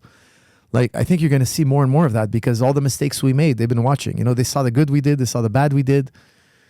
They're learning from our mistakes and they're getting good fast, man. You're going to see a lot of young world champions in the future. I think it's going to become a young man's game. Now you got to see a lot of 30-year-old champions and all that. Yeah, because it took so long to get the game together, to put it all together. We used to have to learn it all because I came from wrestling, then I had to learn jiu-jitsu, then I had to learn striking. So it took so many years to put all the skills together.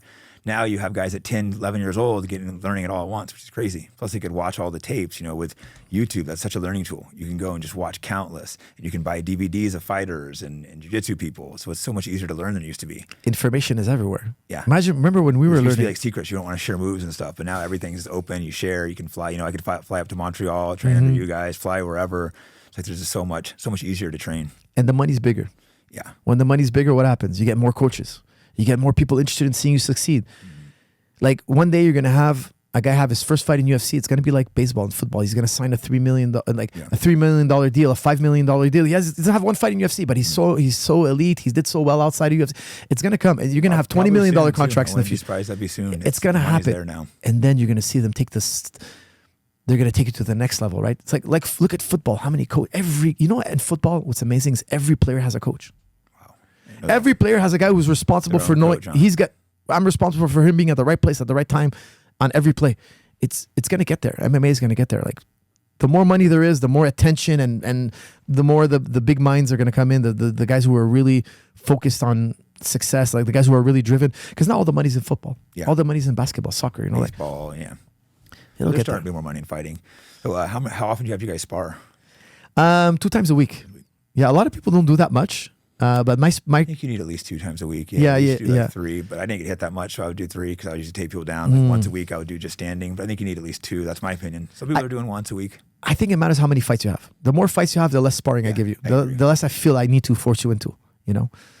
But I like also a lot of boxing sparring, so it's less damaging on the body because when you're doing kicks and all that, I find that a lot of the injuries come from kicking.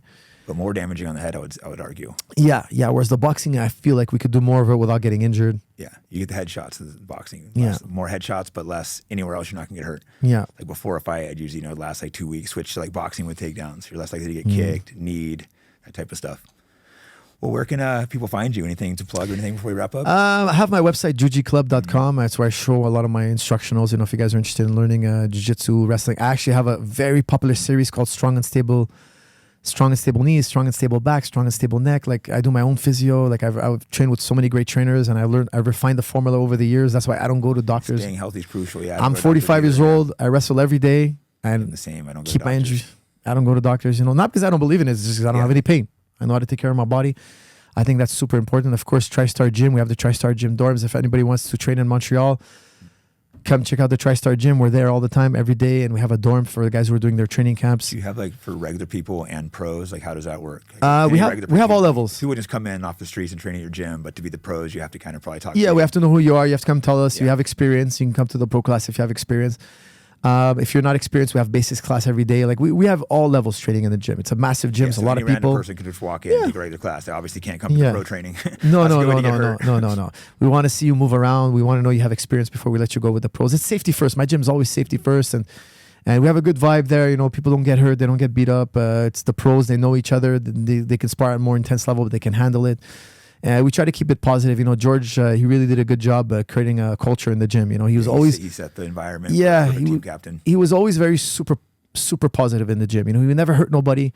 He was the most dangerous guy, but also the most friendliest. Everybody wants to spar with George. Yeah, because he's not going to actually hurt you. I had studs in the gym. Nobody wants to spar with him. I had to tell the guy, look, we can't prep for you because nobody wants. You have to pay these guys. You have to fly a guy in and pay him. You just. Cain Velasquez is hurting 2 people per second. It's like, well, if you keep hurting your training partners, you're not going to have any training partners. He's like, oh, send me more guys. They don't want to come. You don't understand. I call them. They don't want to come, and I understand them. I understand the guy doesn't want to come. You're reckless. But George was a very good example of this. So I feel like he was the best guy. Everybody wants to spar with him, and also made him more successful because when George was in the practice room, even before he was popular, everybody wanted to. Everybody enjoyed him as a person, so they want to help him. They want to see him succeed. It's good when you have a good gym, dynamic where everyone likes each other, and then you have some people working hard, makes other people want to work hard. It's a lot easier when you get along. I've had several gyms, with the Diaz brothers and Gil Melendez when we're all training, good synergy. When I was, training with Go by John, it was like Gordon, Gary Tonin, all those guys. So such a good environment, good training. It makes it so much easier to go and work hard. There was a time I was in New York and I was already past my athletic prime, but I was going in sometimes 7 days a week just because that's what they were doing. It was good dynamic. It makes it fun. You're working your ass off, but it's fun if you get along with people and good people. Yeah, it makes it more enjoyable, and I feel it makes everybody interested in seeing each other succeed. So we help each other. Where I've been in gyms where they train together, but they hate each other. There's a lot of gyms where you see the guys are jealous of each other. They don't want each other. You can just feel it when you walk in. They don't actually want this guy to be successful. To me, Yeah. it's like with my gym, one guy would be more famous than the next, and I was always super happy. Like, oh, this guy's getting this fame finally and money. It was never any jealousy. But man, thanks so much. Bro, it was a pleasure. So great talking to you. Yes, sir. Cool.